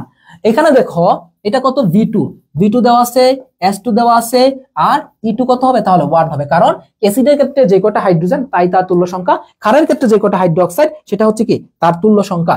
এখন যদি আমরা নির্ণয় করি দেখো কি আসতেছে? V1 S1 E1 equal V2 S2 E2, বা আমরা কি বের করতে পারি? আমাদের বের করতে হবে কি এখানে সোডিয়াম হাইড্রোক্সাইডের ঘনমাত্রা বা S1 টা বের করতে হবে। খুব ইজিলি আমরা ক্যালকুলেশনে করে ফেলবো। দেখো S1 ইকুয়াল কি V2 S2 E2 ডিভাইডেড কি V1 E1, মান বসাও। V2 কত? 20, S2 কত? 0.05, E2 কত বলো? E2 দেওয়া আছে কত? 1। আচ্ছা তারপর V1 কত এখানে বলো? V1 কত? V1 V1 V1 আচ্ছা 25। এরপর দেখো আমাদের কি দেওয়া আছে তোমার? E1, E1 কত দেওয়া আছে এখানে? 1 দেওয়া আছে। ওকে, চলো আমরা ক্যালকুলেশনটা করে ফেলি। এখন যদি ক্যালকুলেশনে যাই, মনে রাখবা আমরা 20 সাথে 5 গুণ করলে কত হইতো 100, বাট আমরা কি 5 গুণ করতে পারবো না। এখানে কত গুণ আছে 0.05, কত আছে 0.05। সো আমরা দেখো এটা দিয়ে ক্যালকুলেশনটা করি। দেখো আমরা 0.05 কে কি ধরতে পারি 5 ইনটু 10 ইনভার্স 2, এটা আমরা ধরতে পারি। তাহলে আমরা 20 এর সাথে যখন 5 ইনটু 10 ইনভার্স 2 গুণ করব তখন কত আসতেছে 100 ইনটু 10 ইনভার্স 2 অর্থাৎ 1 আসতেছে। তাহলে আমরা যখন এই দুইটাকে গুণ করলাম তখন আসতেছে কত আমাদের 1 আসতেছে। তাহলে আলটিমেটলি কত 1/25। তাহলে 1/25 মানে কত বলো তো দেখি 0.04, 0.04।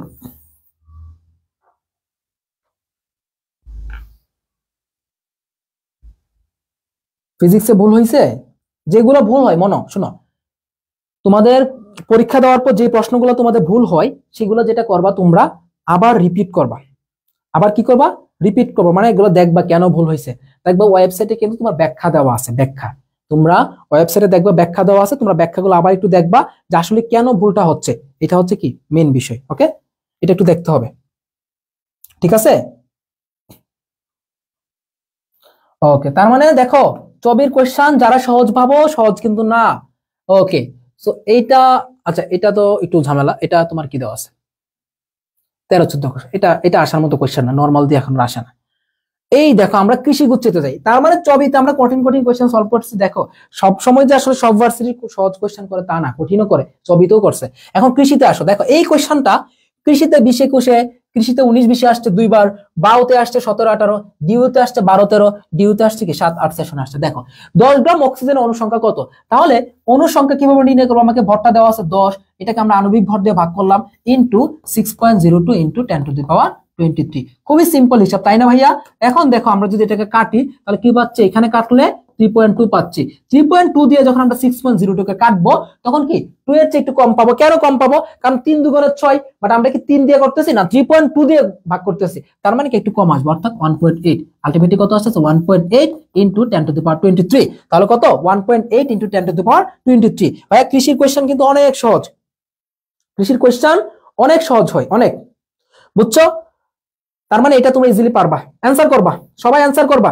শুনো কোশ্চেন ব্যাংক সলভ ক্লাসে নিজে অ্যানসার করার চেষ্টা করবা, নিজে অ্যানসার করলে কি হবে, তোমার নিজের একটা প্র্যাকটিস এখানে হয়ে যাবে।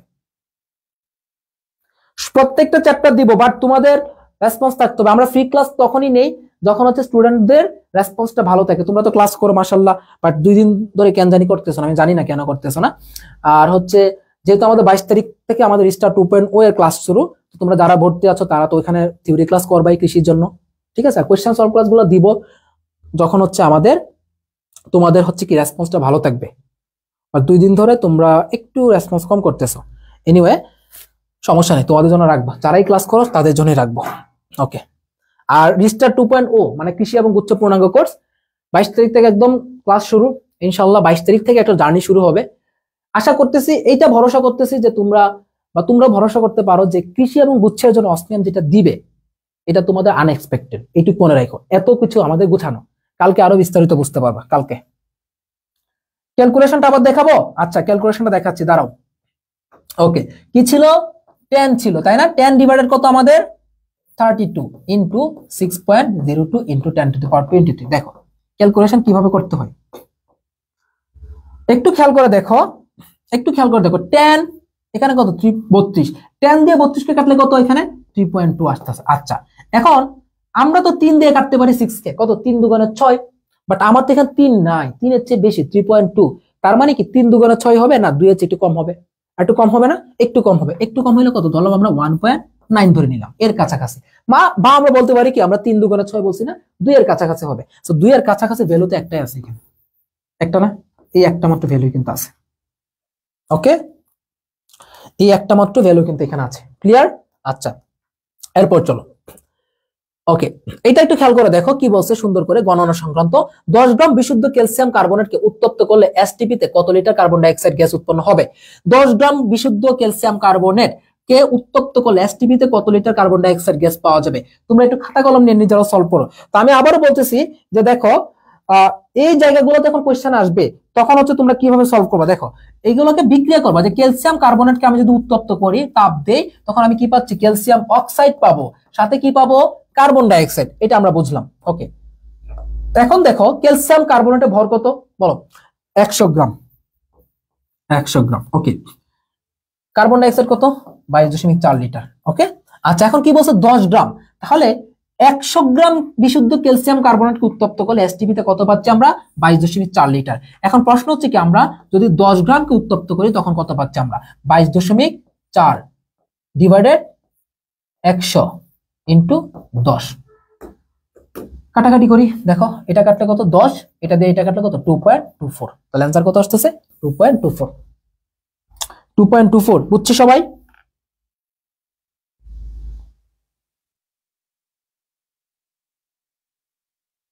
বুঝছো? এটা সবাই ক্লিয়ার? ওকে, আচ্ছা 21-22 কোয়েশ্চেন, এটা সম্ভবত অ্যান্সারটা নাই, তারপরে দেখাচ্ছি 5% সোডিয়াম হাইড্রোক্সাইডের 100 ml দ্রবণে কত গ্রাম সোডিয়াম হাইড্রোক্সাইড থাকে। 5% সোডিয়াম হাইড্রোক্সাইডের 100 ml দ্রবণে কত তোমার কি বলছে, কত গ্রাম সোডিয়াম হাইড্রোক্সাইড থাকতেছে। এটা কি, এটা একটু অ্যান্সার করো তো দেখি। যদিও আমরা এটা যখন এক্সামটা ছিল তখন কিন্তু এটা তোমার ছিল না, মানে তোমার অ্যান্সার ছিল না তখনকার সময়। আচ্ছা 5% দেখো আমাদের কত গ্রাম চাইছে 100 ml দ্রবণে, দেখো S ইকুয়াল কি জানি আমরা, W/mv।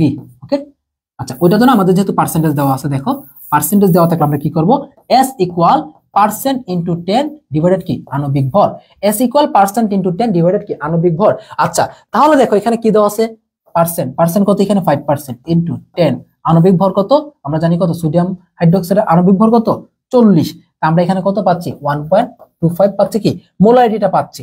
আচ্ছা তার মানে এখানে মোলারিটি কত পাইলাম তোমার 1.25। আচ্ছা তো এটা হচ্ছে কি মোলারিটি। এখন বলছে কি যে আমার এখানে এক্স্যাক্টলি তোমার কি বের করতে হবে, যে আমার ভরটা কত। তাহলে দেখো আমরা সূত্র যদি যাই, S ইকুয়াল W/mv। আচ্ছা W/mv গেল, বা আমরা বলতে পারি কি W ইকুয়াল SmV।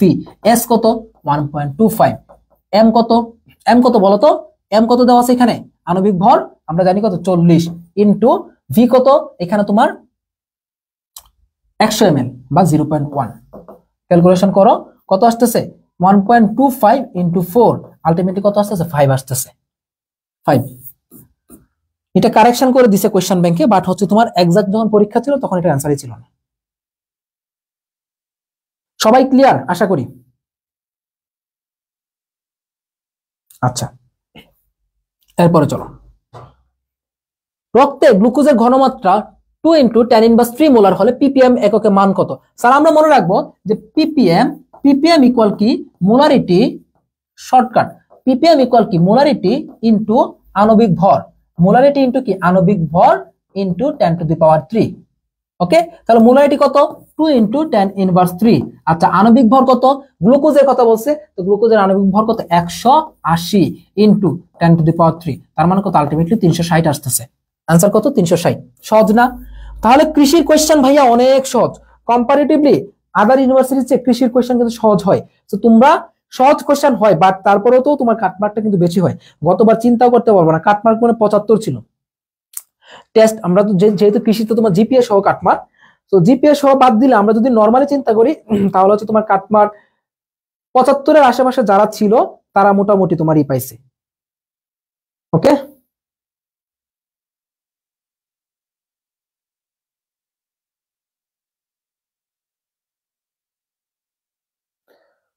তো কোয়েশ্চেন ইজি হইলে যে তোমার চান্স সহজ তা কিন্তু না, কোয়েশ্চেন ইজি হইলে তোমার জন্য যেমন ইজি, দুনিয়ার সবার জন্য ইজি, তো তখন কিন্তু কাটমার্কটা বাড়ে।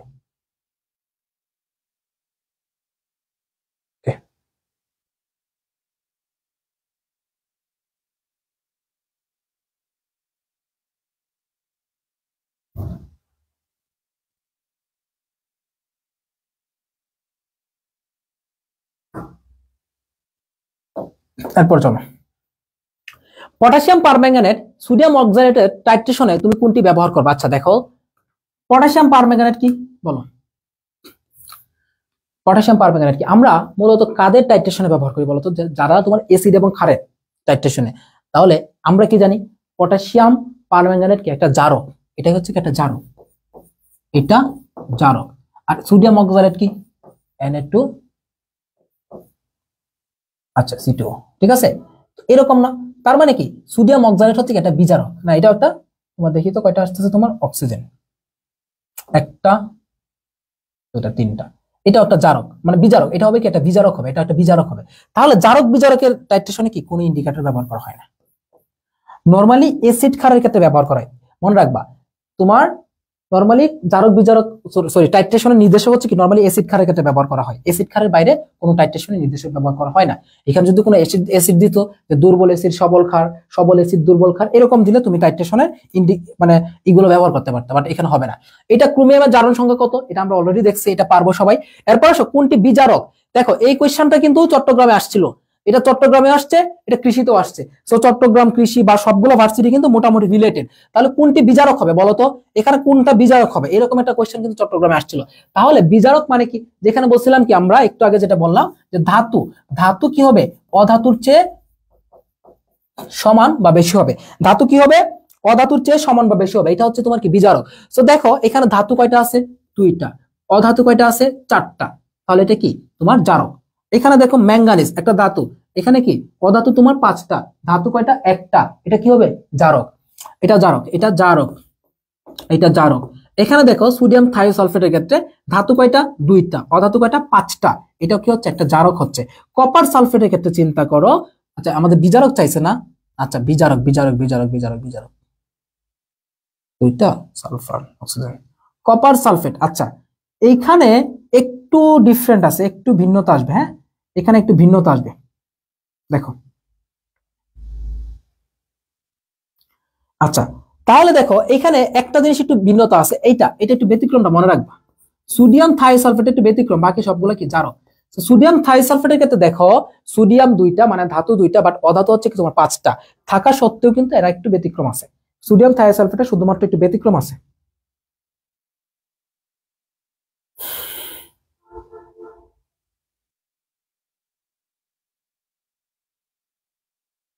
ওকে আচ্ছা এরপর চলো, মৃদু অ্যাসিড ও তীব্র ক্ষারের টাইট্রেশন উপযোগী নির্দেশক কোনটি। তাহলে দেখো আমরা মনে রাখবো মৃদু অ্যাসিড তীব্র ক্ষার, তোমরা মনে রাখবা তীব্র অ্যাসিড, আমরা একটু দেখি এখানে অ্যাসিড বেস। আচ্ছা যখন অ্যাসিডটা তীব্র হবে বেসটাও কি হবে তীব্র হবে, তখন সকল নির্দেশক, ওকে যখন অ্যাসিডটা তীব্র হবে বেসটাও কি হবে তীব্র হবে, তখন সকল নির্দেশক। যখন তোমার অ্যাসিডটা তীব্র হবে এবং বেসটা কি হবে দুর্বল হবে, তখন কি হবে শুধুমাত্র মিথাইল জাতীয় যারা আছে, যারা মিথাইল জাতীয়, ঠিক আছে। যখন তোমার অ্যাসিডটা কি হচ্ছে দুর্বল হচ্ছে এবং বেসটা কি হচ্ছে তীব্র হচ্ছে, তখন দেখো কি হচ্ছে ফেনলফথেলিন, ফেনলফথেলিন, ঠিক আছে ফেনলফথেলিন। আর দুইটাই যখন দুর্বল থাকবে তখন কোনো ইন্টিগ্রেটর নাই। তাহলে দেখো এখানে কি মৃদু অ্যাসিড এবং তীব্র ক্ষারের টাইট্রেশন উপযোগী নির্দেশক কোনটা, মৃদু অ্যাসিড এবং তীব্র ক্ষারের টাইট্রেশনে কি ফেনলফথেলিন হবে, ফেনলফথেলিন। ক্লিয়ার কি হচ্ছে ক্লিয়ার, ওকে। কস্টিক সোডা, কস্টিক সোডা দ্রবণে প্রতি লিটারে 5 গ্রাম সোডিয়াম হাইড্রোক্সাইড থাকলে প্রতি লিটারে হবে, পিটার লিখে ফেলছে, পিটার লিখে ফেলছে প্রতি লিটারে 5 গ্রাম সোডিয়াম হাইড্রোক্সাইড থাকলে দ্রবণটি মোলারিটি কত। তাহলে কস্টিক সোডা মানে কি ভাই সোডিয়াম হাইড্রোক্সাইড, তাহলে কি বলছে সোডিয়াম হাইড্রোক্সাইড দ্রবণের প্রতি লিটারে 5 গ্রাম সোডিয়াম হাইড্রোক্সাইড থাকলে দ্রবণটির মোলারিটি কত, দ্রবণটির মোলারিটি কত হবে। দেখো ভাই খুবই ইজি একটা কোশ্চেন, এখানে দেখো এখানে দেখো কি আছে যে তোমার সোডিয়াম হাইড্রোক্সাইড দেওয়া আছে কস্টিক সোডা দ্রবণে প্রতি লিটার 5 গ্রাম, তাহলে ডাব্লিউ দেওয়া আছে, ভি কত দেওয়া আছে 1 লিটার, তাহলে দ্রবণটি মোলারিটি কত S equal W by M B.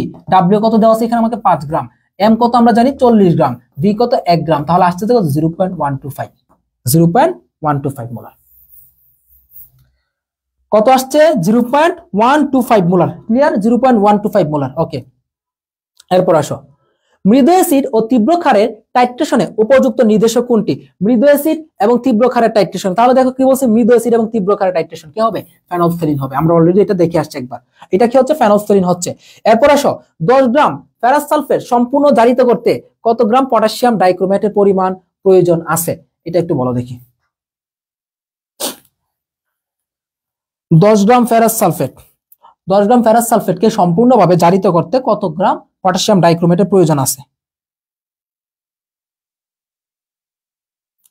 আচ্ছা মনে রাখবা দেখো আমরা কি তৈরি করতেছি এখানে বলো, ফেরাস সালফেট থেকে কি তৈরি করতেছি, পটাশিয়াম ডাইক্রোমেট। আচ্ছা, একটু আণবিক ভরগুলো মনে রাখবা। ফেরাস সালফেটের ভর কত, 152 গ্রাম, আর এটার ক্ষেত্রে কত, 294 গ্রাম। ওকে, ভরগুলো একটু মনে রাখবা। এখন আমরা মনে রাখবো যে মোল সংখ্যা ইনটু তুল্য সংখ্যা মানে Ne ইকুয়াল কি Ne, এটা মনে রাখবো। N1E1 ইকুয়াল কি N2E2, এটা একটু মনে রাখবো। আমরা জানি না N1E1 ইকুয়াল কি N2S2 N2E2। এখন দেখো এখান থেকে আমরা N মানে কি বলতো দেখি, W ডিভাইডেড কি বলতে পারি, M। W divided M into E equal কি W ডিভাইডেড M ইনটু কি হচ্ছে, E হচ্ছে। তাহলে এখানে W কত দেওয়া আছে, 10 গ্রাম। প্যারাসালফেট কত দেওয়া আছে, 10 গ্রাম। ঠিক আছে, আর আণবিক ভর কত দেওয়া আছে আমরা পাইলাম, 152। ওকে, এটা তুল্য সংখ্যা কত, আয়রন সালফেটের তুল্য সংখ্যা মনে রাখবা কি কত, 1 ইকুয়াল W/M। তাহলে W/M মানে কত, তোমার এখানে দেখো W কত দেওয়া আছে, এখানে তোমার W টা বের করতে হবে। তাহলে M কত আমরা জানি 294, এটার তুল্য সংখ্যা কত 6। একটু মনে রাখবা, পটাশিয়াম পারম্যাঙ্গানেটের তুল্য সংখ্যা 5, পটাশিয়াম ডাইক্রোমেটের তুল্য সংখ্যা কত 6। ঠিক আছে, আর আয়রন সালফেটের তুল্য সংখ্যা হচ্ছে কত তোমার 1, একটু মনে রাখবা। এখন আমরা এখান থেকে ক্যালকুলেশনটা খুব ইজিলি করতে পারি। দেখো এখানে কি পাচ্ছি, 10 ডিভাইডেড 152 ইকুয়াল W ডিভাইডেড কি 294 ইনটু কত 6। ওকে, তাহলে চলো আমরা যদি দেখি এখানে কি আসতেছে, W ইকুয়াল 10 ইনটু 294 ডিভাইডেড কত আসতেছে তোমার 152 ইনটু কত আসতেছে 6। চলো আমরা ক্যালকুলেশনটা করি এখন। ওকে, দেখো আমরা যদি এখানে কাটাকাটিটা করি, এটা দিয়ে যদি আমরা কাটি কি আসতেছে একটু খেয়াল করো। আমরা কাটলে পাচ্ছি কত, 152। ধরে নাও 152, আমি এটা কাটলাম, পাইলাম কত 2। আমি ধরে নিলাম এখানে 304, একটু বাড়ায় ধরলাম, আমার সমস্যা নাই। এখানে পাচ্ছি কত 2। এখন দেখো আমরা উপরে পাচ্ছি কত, এটা যে যখন কাটবো 10 দুগুণে কত 20, এখানে কত 6, তার মানে কি 3 6 18, 3 এর চেয়ে একটু কাছাকাছি হবে, 3 এর কাছাকাছি হচ্ছে। তাহলে অ্যান্সার কত হচ্ছে, 3 এর কাছাকাছি, এই যে 3 এর কাছাকাছি অ্যান্সার 3.23। তাহলে বুঝছো ক্যালকুলেশন কিভাবে করলাম, ক্যালকুলেশন কিভাবে করলাম বুঝেছো, 3 এর কাছাকাছি মানে এটা অ্যান্সার। মেইন ফোকাসটা করবে ক্যালকুলেশনের ক্ষেত্রে। আচ্ছা, এরপর আসো জারণ মান, এটা কয়বার যে আসছে ভাই, এটা না দেখাই। অক্সিজেনের জারণ মান -2 হলে কোনটি হবে, মনে রাখবা অক্সিজেনের জারণ মান -1/2 কখন হয়, যখন তোমার কি সুপার অক্সাইড, যখন সুপার অক্সাইড থাকবে, যখন তোমার কি থাকবে সুপার অক্সাইড থাকবে, যখন সুপার অক্সাইড থাকবে তখন হচ্ছে কি অক্সিজেনের জারণ মান কত হচ্ছে, -1/2 হচ্ছে। তাহলে দেখো হচ্ছে সুপার অক্সাইড কোনটা, এখানে বলো সুপার অক্সাইড কোনটা, এইটা, এটা হচ্ছে কি সুপার অক্সাইড। তাহলে সুপার অক্সাইডের ক্ষেত্রে কি জারণ মান -1/2। এখানে কত হবে, অক্সিজেনের জারণ মান -1, এখানে কত হবে -1, কারণ এগুলো পার অক্সাইড। আর এখানে কত হবে, অক্সিজেনের জারণ মান নরমালি কত হচ্ছে, আচ্ছা সরি একটা মিনিট দাঁড়াও, এটা হবে সুপার অক্সাইড। হ্যাঁ, অ্যান্সার এটা। আর এখানে কত হচ্ছে বলো, এখানে কত হচ্ছে, নরমালি -1 হচ্ছে, ডি হচ্ছে, ডি সি না, ডি সি হবে না, অ্যান্সার হবে কি ডি, অ্যান্সার হবে ডি, অ্যান্সার ডি। আচ্ছা, জিএসটি তে আসছে না, কোশ্চেনে দেখা যায় না। বলছে যে তোমার কত নম্বর কোশ্চেন এটা, 38। ম্যাঙ্গানিজ অক্সাইডের উপস্থিতিতে পটাশিয়াম ক্লোরাইডকে উত্তপ্ত করলে তোমার অক্সিজেন উৎপন্ন হয়। উৎপাদিত অক্সিজেনের পরিমাণ 96 গ্রাম হলে এই বিক্রিয়ায় উৎপাদিত পটাশিয়াম ক্লোরাইডের পরিমাণ কত হবে। আচ্ছা, তো এই যে কোশ্চেনটা আছে, এই কোশ্চেনটা আমি করাবো না, এটা তোমরা আমাকে উত্তরটা দিবা, আমি জাস্ট বিক্রিয়াটা তোমাদেরকে দেখাই, বাকি ক্যালকুলেশনটা তোমরা করতে হবে। এটা তোমাদের জন্য হোমওয়ার্ক, বুঝছো, আমাদেরকে যেমন স্যাররা হোমওয়ার্ক দেয় না, এটা তোমাদের জন্য হোমওয়ার্ক। তোমরা এটা আমাদেরকে টেলিগ্রামে দিতে পারো অথবা গ্রুপে পোস্ট করতে পারো। দেখো, ম্যাঙ্গানিজ অক্সাইডের উপস্থিতিতে পটাশিয়াম ক্লোরাইডকে, বিক্রিয়াটা আমি জাস্ট দেখাই দিই, স্ক্রিনশট রাখবা, KClO3, এইটাকে যখন ম্যাঙ্গানিজ অক্সাইডের উপস্থিতিতে তুমি কি করবা, এটাকে উত্তপ্ত করবা, উত্তপ্ত করলে এটা কি আসবে তোমার potassium chloride plus oxygen, potassium chloride plus oxygen আসবে, এরকম হবে এটা। এখন এটার ভরটা কত, এটা তোমরা একটু মনে রাখবা, ঠিক আছে, ভরটা মনে রাখবা, ভরটা তোমরা নির্ণয় করবা, নিজেরা দিবা, নাকি আমি করাই দিব, বলো তোমরা সলভ করবা নাকি আমি করাই দিব। দেখো আমি আরো হিন্টস দিয়ে দিই, উত্তপ্ত করলে উৎপাদিত অক্সিজেনের পরিমাণ 96 গ্রাম হলে এই বিক্রিয়া উৎপাদিত পটাশিয়াম ক্লোরাইড কত। তাহলে এখানে তোমার ক্যালকুলেশনটা মূলত এই দুইটার মধ্যে হবে, ওইটার মধ্যে না। তোমরা কি দিবা এটা হোমওয়ার্ক, নাকি আমি সলভ করে দিব, বলো আমি সলভ করাবো নাকি তোমরাই দিবা এটা। সবাই একটু বলো যে তোমরা এটা দিবা নাকি আমি সলভ করাবো। আচ্ছা, তাহলে একটা স্ক্রিনশট নিয়ে নাও। হ্যাঁ, তোমরা করবা, আর আমাদের ফেসবুক যে গ্রুপটা আছে সেই গ্রুপের মধ্যে তোমরা এটা হোমওয়ার্ক দিয়ে দিবা। তাহলে আমি মনে করি রাহাত রাজ আচ্ছা করিয়ে দেন। আচ্ছা, ম্যাক্সিমাম বলতেছে তারা করবে, আমি জাস্ট তোমাদেরকে হিন্টসটা দিয়ে দিছি। এখন তোমরা এটা ভর বসাবা, ওইটার কি বসাবা তোমরা, তোমার ওইটার ভর বসাবা, ভর বসে তোমরা ক্যালকুলেশনটা করবা, করে হচ্ছে আমাকে উত্তরটা দিবা। হ্যাঁ, এটা ওকে, তাহলে এটা তোমরা একটা স্ক্রিনশট নাও। না আমার কষ্ট না, আমি চাইলে দিতে পারতাম, বাট তোমরা হচ্ছে কি, আমি চাচ্ছি যে এই টাইপের কোয়েশ্চেন আমি অনেকগুলো দিচ্ছি তোমাদেরকে, অনেকগুলো সলভ করেছে এই টাইপ অফ কোয়েশ্চেন, বাট এটা হচ্ছে তোমরা সলভ করবে। আমি হিন্টসটা দিয়ে দিলাম, বললাম না যে তোমাদের এখানে ক্যালকুলেশনটা হবে কি, পটাশিয়াম ক্লোরাইড এবং অক্সিজেনের মধ্যে দুইটারই আণবিক ভর নিবা, নেওয়ার পর দেখো এখানে কি বলা আছে, আরো বললে তো সলভই হয়ে যাচ্ছে। আচ্ছা, আরেকটু বলে সলভই হয়ে যাচ্ছে, তার মানে এখানে তোমরা হচ্ছে জাস্ট খেয়াল করবা, এখানে দুইটার ভর নিবা। তোমাদের বলা আছে যে ম্যাঙ্গানিজ অক্সাইডের উপস্থিতিতে পটাশিয়াম ক্লোরাইডকে উত্তপ্ত করলে অক্সিজেন উৎপন্ন হয়, উৎপাদিত অক্সিজেনের পরিমাণ 96 গ্রাম হলে এই বিক্রিয়ায় উৎপাদিত পটাশিয়াম ক্লোরাইডের পরিমাণ কত। দেখছো পটাশিয়াম ক্লোরাইডের আণবিক ভরটা এখানে দেওয়া আছে, তাহলে তুমি কি করবে, এখানে পটাশিয়াম ক্লোরাইডটা উৎপন্ন কত হচ্ছে এটা নির্ণয় করবা। ক্যালকুলেশন আশা করি ইজিলি পারবে এটা, আমি জাস্ট প্রসেসটা দিয়ে দিলাম, তোমরা একটা স্ক্রিনশট রেখে দাও, তারপর এটা তোমরা ক্যালকুলেশনটা করে নিলাম। আচ্ছা, আমি নেক্সটে চলে যাচ্ছি। ওকে, সোডিয়াম ক্লোরাইড পানিতে দ্রবীভূত হলে কি কি উৎপন্ন হচ্ছে। সোডিয়াম ক্লোরাইড পানিতে দ্রবীভূত হলে কি কি উৎপন্ন হচ্ছে বলো। সোডিয়াম ক্লোরাইড যখন পানিতে দ্রবীভূত হয় তখন কি উৎপন্ন হবে, জাস্ট সিম্পল জিনিস, সোডিয়াম উৎপন্ন হবে এবং কি হবে, ক্লোরিন উৎপন্ন হবে, একদম এটা একদম সিম্পল জিনিস। সিইউতে আসছে সোডিয়াম ক্লোরাইড পানিতে, ও আচ্ছা, আমরা চ্যাপ্টার যেটা আসছে এটা এখন কিন্তু তড়িৎ রসায়ন, এখন যে চ্যাপ্টার আসছে এটা হচ্ছে কি তড়িৎ রসায়ন। তাহলে আমাদের পরিমাণগত রসায়ন আমরা কিন্তু কোয়েশ্চেন সলভ করলো, প্রত্যেকটা টাইপে আমরা কভার করছি।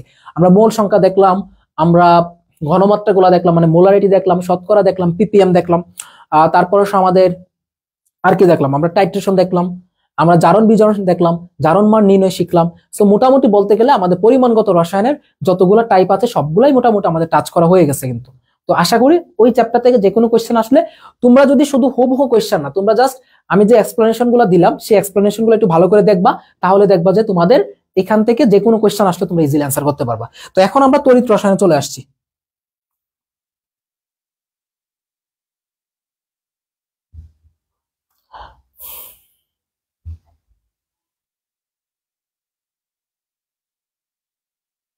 আচ্ছা, অর্গানিক কেমিস্ট্রি আমি রেকর্ড করে করে পার্ট বাই পার্ট দিব, লাইভ নিব না। তড়িৎ প্রলেপন পদ্ধতিতে লোহার উপর কোন ধাতুর প্রলেপ দেওয়া হয়, লোহার উপর কোন ধাতুর প্রলেপ দেওয়া হয়। আচ্ছা, তো এইটা রিলেটেড হচ্ছে কিসের সাথে জানো, তড়িৎ রাসায়নিক সিরিজ। তো তড়িৎ রাসায়নিক সিরিজটা যদি আমরা দেখি, তোমার তড়িৎ রাসায়নিক সিরিজটা যদি আমরা দেখি, ওইখানে আমরা যেটা পাবো, লি কে না কে মোগলাই আলমের জন্য ফিরে পাবে, মোগলাই আলমের জন্য ফিরে। তাহলে দেখো এই যে, এখন দেখো একটু খেয়াল করে দেখো যে তোমার এখানে আয়রন আর কি জিঙ্ক, তাহলে তড়িৎ প্রলেপন পদ্ধতিতে লোহার উপর কোন ধাতুর প্রলেপ দেওয়া হয়, তাহলে কারটা দেওয়া হবে, জিঙ্কেরটা।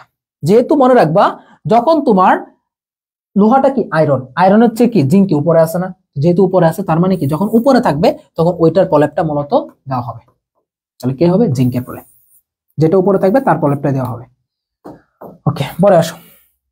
ড্যানিয়েল কোষে ব্যবহৃত ইলেকট্রোড দুটি কি, ড্যানিয়েল কোষে কোনটা কোনটা ব্যবহার করা হয় আমরা জানি কি, জিঙ্ক এবং কপার, এটা ইজি কোয়েশ্চেন, এটা সবাই পারো। নাইট্রোজেন থেকে সার প্রস্তুত করা হয় কোনটা, নাইট্রোজেন থেকে সার প্রস্তুত করা যায়, তাহলে দেখো ভাই নাইট্রোজেন থেকে কোনটা হয়, ইউরিয়া হয়, আমরা সবাই জানি।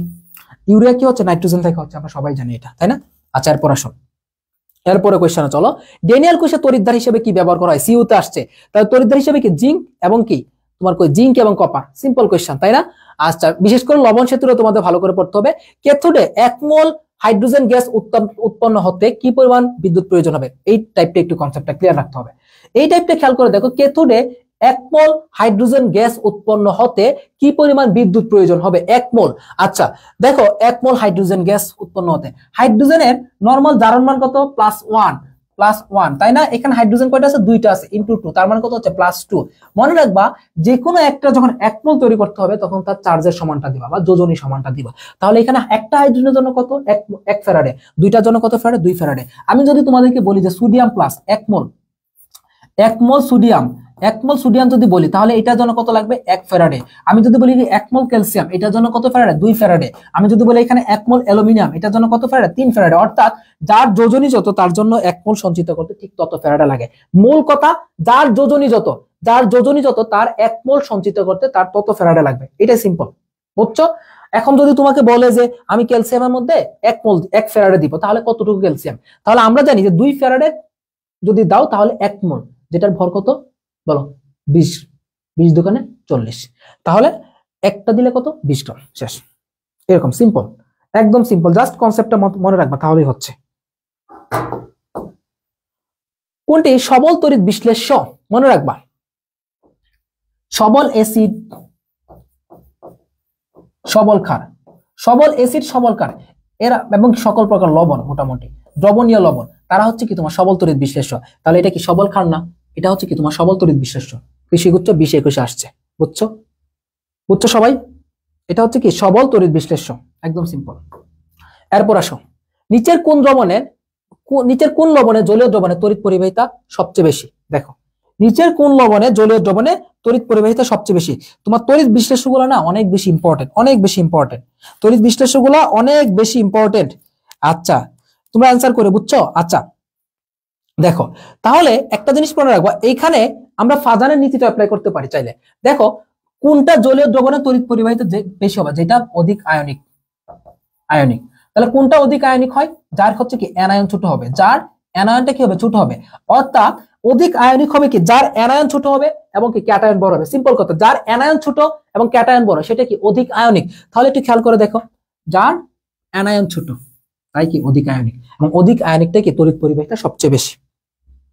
ক্লিয়ার সবাই? আশা করি ক্লিয়ার। তাহলে বুঝছো এটা যার অ্যানায়ন ছোট এবং ক্যাটায়ন বড় হয় এটা হচ্ছে কি অধিক আয়নিক। বাট আমাদের তো এখানে অ্যানায়ন দেওয়া আছে তাই না, ক্যাটায়ন তো সবই সেম, তাহলে কি হবে বলো? অ্যামোনিয়া ও তোমার কিউপ্রাস অক্সাইড এখানে বিক্রিয়া একটা দিছে, দিয়ে বলছে কি অ্যামোনিয়া কি হিসেবে কাজ করে। তাহলে এখানে অ্যামোনিয়া কি হিসেবে কাজ করতেছে? দেখো অ্যামোনিয়া কি হিসেবে কাজ করতেছে বলো। আচ্ছা এখন দেখো এই অ্যামোনিয়াতে নাইট্রোজেনের জারণ মান কত ছিল? +3, -3। ওকে, এখানে কত হয়েছে? 0 হয়েছে। তার মানে কি জারণ মানে কি হয়েছে তোমার? চেঞ্জ হয়েছে। আচ্ছা কি চেঞ্জ হয়েছে? বাড়ছে না কমছে? বাড়ছে। যেটা জারণ মান বাড়বে সেটা কি রিডিউসিং এজেন্ট, সেটা কি রিডিউসিং এজেন্ট, মনে থাকবে। যেটা জারণ মান বাড়বে সেটা কি রিডিউসিং এজেন্ট, যেটা জারণ মান বাড়বে সেটা কি রিডিউসিং এজেন্ট। তাহলে মনে থাকবে যেটা জারণ মান বাড়বে সেটা রিডিউসিং এজেন্ট, এটা একটু মাথায় রেখো জাস্ট। ওকে, এরপর আসো, কোন ধাতুর প্রলেপ দিলে লোহাতে মরিচা ধরে না? কোন ধাতুর প্রলেপ দিলে লোহাতে মরিচা ধরে না বলো।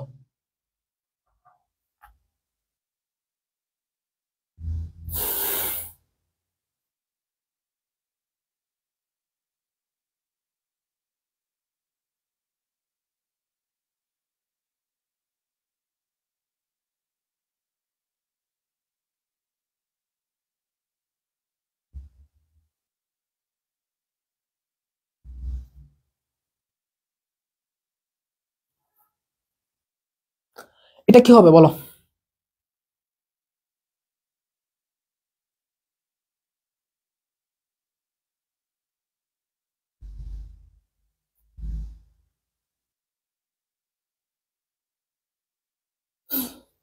অ্যান্সার কর, তোমরা অ্যান্সার করো সবাই।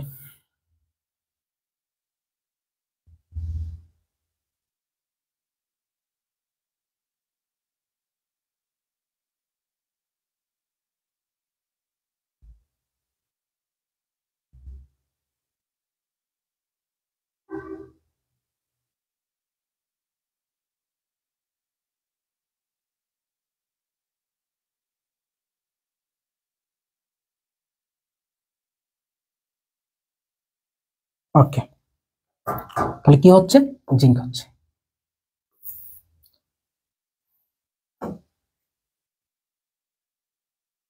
কোনটি সেমিকন্ডাক্টর তৈরিতে অধিক পরিমাণে ব্যবহৃত হয়? সেমিকন্ডাক্টর তৈরিতে কোনটা ব্যবহার করা হয়? সিলিকন। মনে রাখবা সেমিকন্ডাক্টর তৈরিতে ব্যবহার কাদেরকে বেশি করা হচ্ছে? যারা হচ্ছে মূলত কি অপধাতু, তাহলে অপধাতু গুলো আমরা কিভাবে মনে রাখবো? অপধাতু, অপধাতু আমরা কিভাবে মনে রাখবো? দেখো সূত্র হচ্ছে কি জি স্যার আসেন, জি স্যার আসেন সাবধানে টুলে বসেন, জি স্যার আসেন সাবধানে টুলে বসেন। তাহলে মনে রাখবো আমরা জি থেকে কি মনে রাখবো আমরা? বলো জি থেকে কি মনে রাখবো আমরা? জার্মেনিয়াম, স্যার সিলিকন, আসেন আর্সেনিক, সাবধানে এসবি মানে কি এসবি মানে কি অ্যান্টিমনি, তারপর কি টুলে টেলোরিয়াম, বসেন বোরন। তাহলে যারা হচ্ছে কি মনে রাখবা, যারা হচ্ছে কি অপধাতু তারাই হচ্ছে কি মূলত সেমিকন্ডাক্টর তৈরিতে ব্যবহার করা হয়। ওকে, তুতের দ্রবণে 15 মিনিট, এটা একটু দেখো। তুতের দ্রবণে 15 মিনিট ধরে 5 এম্পিয়ার বিদ্যুৎ প্রবাহ করলে কি পরিমাণ কপার সঞ্চিত হবে? এই একটা টাইপ মাস্ট আসতে পারে, বাউতে আসছে 13-14 সেশনে। তো এটা সব ভার্সিটির জন্য খুবই গুরুত্বপূর্ণ একটা টাইপ, মনে রাখবা। দেখো কিভাবে মনে রাখবো আমরা? ডাব্লিউ ইকুয়াল আমরা জানি কি এম আই টি ডিভাইডেড কি এন এফ। এম মানে কি এখানে আণবিক ভর, তাহলে কপারের আণবিক ভর কত? 63.5। আই আই কত দেওয়া আছে এখানে? 5 এম্পিয়ার। টি কত দেওয়া আছে এখানে? 15 মিনিট। তাহলে 15 মিনিটকে আমরা কি করবো? সেকেন্ডে নিব। তাহলে কত আসছে? 15 × 60 সেকেন্ড। আচ্ছা, এন যোজনী কত? 2 ফ্যারাডে, ফ্যারাডে কত? 96,500। দেখো এই ক্যালকুলেশনটা হচ্ছে কি মেইন, এখানে এই ক্যালকুলেশনটা হচ্ছে কি তোমাদের মেইন। একটু খেয়াল করে দেখো, এম আই টি, এম মানে কত? 63.5। আই আই মানে কত এখানে? বলো দেখি 5 এম্পিয়ার। টি কত এখানে? টি কত? 15 × 60। এন এন কত এখানে দেওয়া আছে ভাইয়া? 2 দেওয়া আছে। এফ কত? 96,500। শুধু ক্যালকুলেশন একটু ভালো করে মনে রাখো ভাই। এই ক্যালকুলেশনে কিভাবে করবা? এই জিরো দিয়ে এই জিরো কাটা, মনে রাখবা 6 দিয়ে যখন 965 কে কাটি, আমি একটা ট্রিক্স তোমাদেরকে শিখাইছিলাম। যখন তোমরা 6 দিয়ে যখন 965 কে কাটো তখন কত ধরবা? 160। বাট এখানে কত ধরলাম আমরা? 6 দিয়ে 965 কে কাটলাম কত? 160। বাট এখানে আরেকটা শূন্য রয়েছে না, তার মানে কি এখানে 1600 হচ্ছে। জাস্ট এইটা যখন বের করে ফেলতে পারবা, তোমার বাকি দুনিয়াদারি সবকিছু ইজি হয়ে যাবে, সবকিছু ইজি হয়ে যাবে। ওকে, এখন এইটাকে কি ধরতে বলছিলাম? তোমরা মনে রাখবা 63.5 কে তোমরা 64 ধরবা। তাহলে ধরে নিলাম কি এখানে আমরা 64, তাহলে কত আসবে? 32। আচ্ছা, এখন দেখো আমরা কত পাইলাম? এখানে 32 পাচ্ছি, তাই না? ওকে, এখন আমরা এটাকে আরো সুন্দরভাবে সলভ করতে পারি, বুঝছো? দেখো এখন আমরা এটাকে ক্যালকুলেশনটা কি করতে পারি একটু দেখো। এখানে 32 আছে, তাই না? ওকে, আমরা কি ধরতে পারি যে এখানে 32 না, এখানে আছে কত বলো তো দেখি? 3200।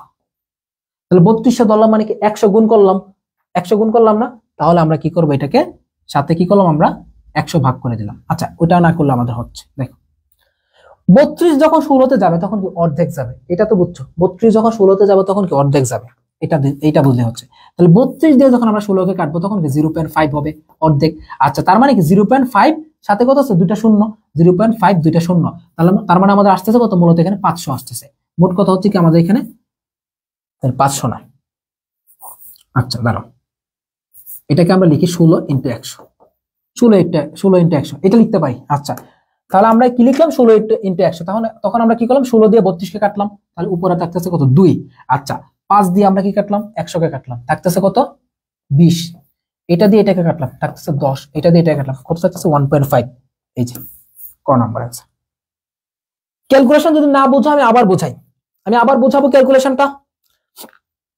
এখানে ক্যালকুলেশনটা কি মেইন, ক্লাস প্রায় শেষের দিকে, ক্লাস প্রায় শেষের দিকে, বুঝছো? ক্লাস প্রায় শেষের দিকে, বেশিক্ষণ আর নাই।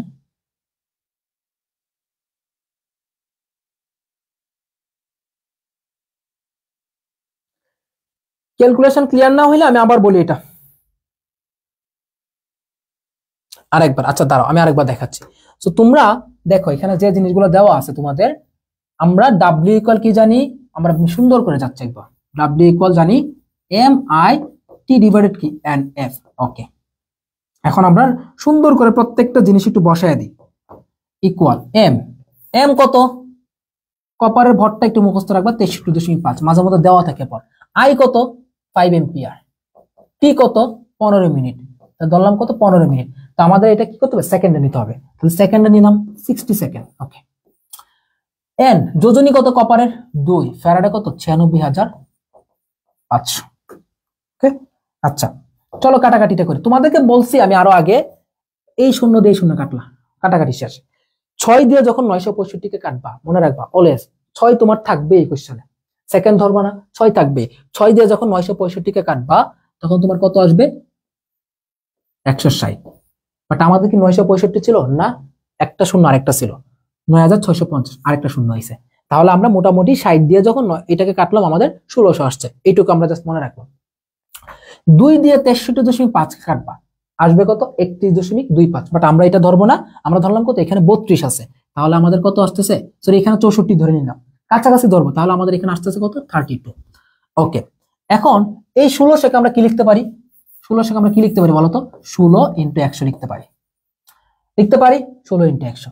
এখন এই দেখো 16 × 100 যদি আমরা লিখি তাহলে এই 16 দিয়ে এই 32কে কাটলাম, কত আসতেছে? 2। আচ্ছা, 5 দিয়ে 100কে কাটলাম, কত আসতেছে? 5 × 20 = 100। 2 দিয়ে 20কে কাটলাম 10, 10 দিয়ে 15কে কাটলাম 1.5। 1.5 এর কাছে কোনটা? এটা। এখন বুঝছো? অর্গানিক নিব অর্গানিক নিব রে ভাই, নিব একদম ধাপে ধাপে দিয়ে যাবো অর্গানিক। আচ্ছা, এটা ক্লিয়ার। পরে চলো। ওকে, এটা তোমরা স্ক্রিনশট নাও। এটাও সেম জিনিসে, যে কোনো কপার সালফেট দ্রবণে প্লাটিনাম তড়িৎদ্বারের সাহায্যে, এখানে কার তড়িৎদ্বারের সাহায্যে সেটা দেখার দরকার নাই, 1 ঘন্টা যাবত 1.25 এম্পিয়ার বিদ্যুৎ চালনা করলে ক্যাথোডে কতগুলো কপার জমা হবে। তো এখন তোমরা এটা হোমওয়ার্ক, তাহলে আমরা 2টা এইচডব্লিউ দিছি, এইচডব্লিউ আমি তোমাদেরকে 2টা দিলাম। এটা আশা করি তোমরা সবাই পারবা। এটা একটা স্ক্রিনশট দিয়ে নাও। এটা স্ক্রিনশট দিয়ে হচ্ছে তোমরা কি করবা? আপলোড দিয়ে দিবা আমাদের ফেসবুক গ্রুপে। ক্যালকুলেশনটাই মেইন, বুঝছো? এটা তোমরা তোমাদের নিজ দায়িত্বে করবা। যদি তোমরা সবাই শোনো, হোমওয়ার্ক যেগুলো দেই কষ্ট করে সাথে সাথে করে ফেলবা, বা এটা সাথে সাথে করবা, করে হচ্ছে কি তোমাদেরকে আমি গ্রুপ লিংকটা দিব, এখানে সবাই আপলোড করে দিবা, সবাই আপলোড করবা, সবাই আপলোড করবা, ঠিক আছে? আমি মনে করি তোমাদেরকে হোমওয়ার্ক গুলো দিলে তোমরা যদি এগুলো একটু কমপ্লিট করো তাহলে তোমাদের জন্য এগুলো ইজি হবে। কপার সালফেটের ক্ষেত্রে কপার এন হবে কত বলো? কপারের এন কত তোমরাই বলো? কপারের এন কত বলো? কপারের এন কত?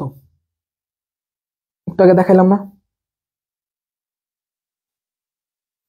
এন তো 2 হবে, এন 2 হবে না কপারের ক্ষেত্রে? এখানে মনে রাখবা, এখানে তোমার কি দেওয়া আছে দুনিয়াদারি দেখার দরকার নাই, তোমার কাকে জমা রাখতে বলছে? এখানে কপারকে জমা রাখতে বলছে, তো তুমি কপারকে নিয়ে কাজ করবা, আর কাউকে দেখার টাইম নাই তোমার।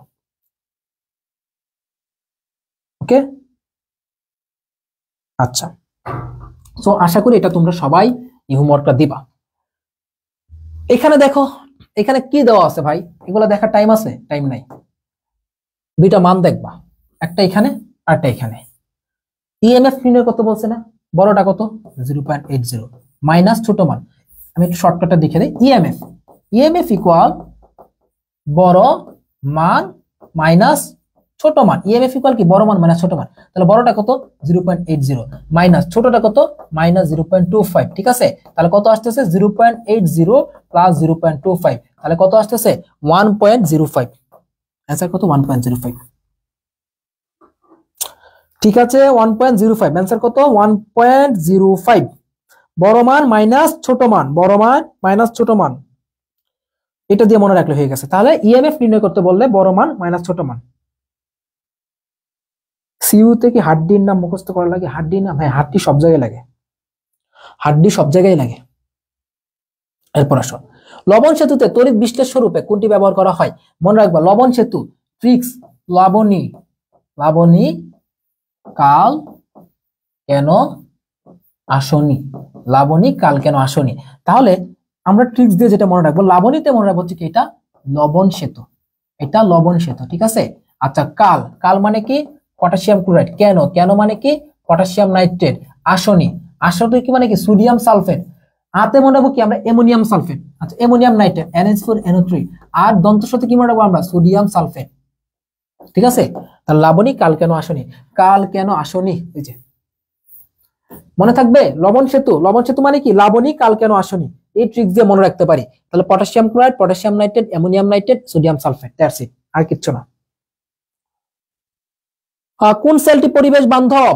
কোনটি পরিবেশ বান্ধব? সবসময় মনে রাখবা, ফুয়েল সেল পরিবেশ বান্ধব। ফুয়েল সেলে কি কি থাকবে? গ্রাফাইট থাকবে, কিন্তু তোমার অ্যানোড এবং ক্যাথোড হিসেবে। এইটা দেখো, এইটাও তোমরা পারবা, সেম জিনিসই। এটাও একটা স্ক্রিনশট নিয়ে নাও। এইটাও তোমরা হচ্ছে কি সিমিলার জিনিসই, মানে কপার দিয়ে করবা। এটাও স্ক্রিনশট তোমরা হোমওয়ার্ক। তাহলে তোমাদেরকে 3টা হোমওয়ার্ক দিলাম, আজকে রাতের মধ্যেই চাই যে তোমরা সবাই এটা সাবমিট করে দাও। তো এটাও সেম জিনিসে একদম ইজি, বরং এটা আরো ইজি। এখানে তোমার কপারের ভরটা দেওয়া আছে 63.5। তো তোমরা একদম খাতায় শুধু অ্যান্সার না, নট অ্যান্সার, শুধু অ্যান্সার দিলে হবে না, শুধু অ্যান্সারে হবে না, সাথে তোমার একদম খাতায় সলভ করে দিবা, সলভ সলভ, এবং তোমাদের হ্যাশট্যাগ দিবা। যাও তোমাদের একটা কন্টেস্ট শুরু করেছে, হ্যাশট্যাগ, হ্যাশট্যাগ হচ্ছে কি অসমিয়াম, হ্যাশট্যাগ ইউজ করবে একটা, অসমিয়াম হোমওয়ার্ক, হোমওয়ার্ক, ঠিক আছে, অসমিয়াম হোমওয়ার্ক, এটা দিয়ে একটা হ্যাশট্যাগ ইউজ করবা, ঠিক আছে। দেখি তোমাদের একটা কন্টেস্ট দেওয়া যায় কিনা, কন্টেস্ট দিয়ে তোমাদের কিছু গিফট দিব না। তো এইটা কিন্তু আরো সহজ, তাহলে এইটা তোমরা সলভ করবা একদম খাতায় লিখবা, লিখে সুন্দর করে, যদি শর্টকাটটা পারো, শর্টকাট, এটা তো শর্টকাট নাই, বাট তোমরা ক্যালকুলেশনটা সহ সুন্দর করে সলভ করে দিয়ে দিবা। Sodium sulphate, ammonium nitrate, sodium nitrate না, সোডিয়াম সালফেট। ওকে, 54 তো তোমার কি পরিবেশ বান্ধব হচ্ছে কি ফুয়েল সেল, ফুয়েল সেল হচ্ছে কি পরিবেশ বান্ধব। আচ্ছা, এটা অ্যান্সার এখানে বলতে হবে না, তোমরা হোমওয়ার্ক নিয়ে নিলা। ওকে, তো মোটামুটি এটা একটু হোমওয়ার্ক দিবা। আর কি আছে না, আজকে এই পর্যন্তই, আজকে এই পর্যন্তই।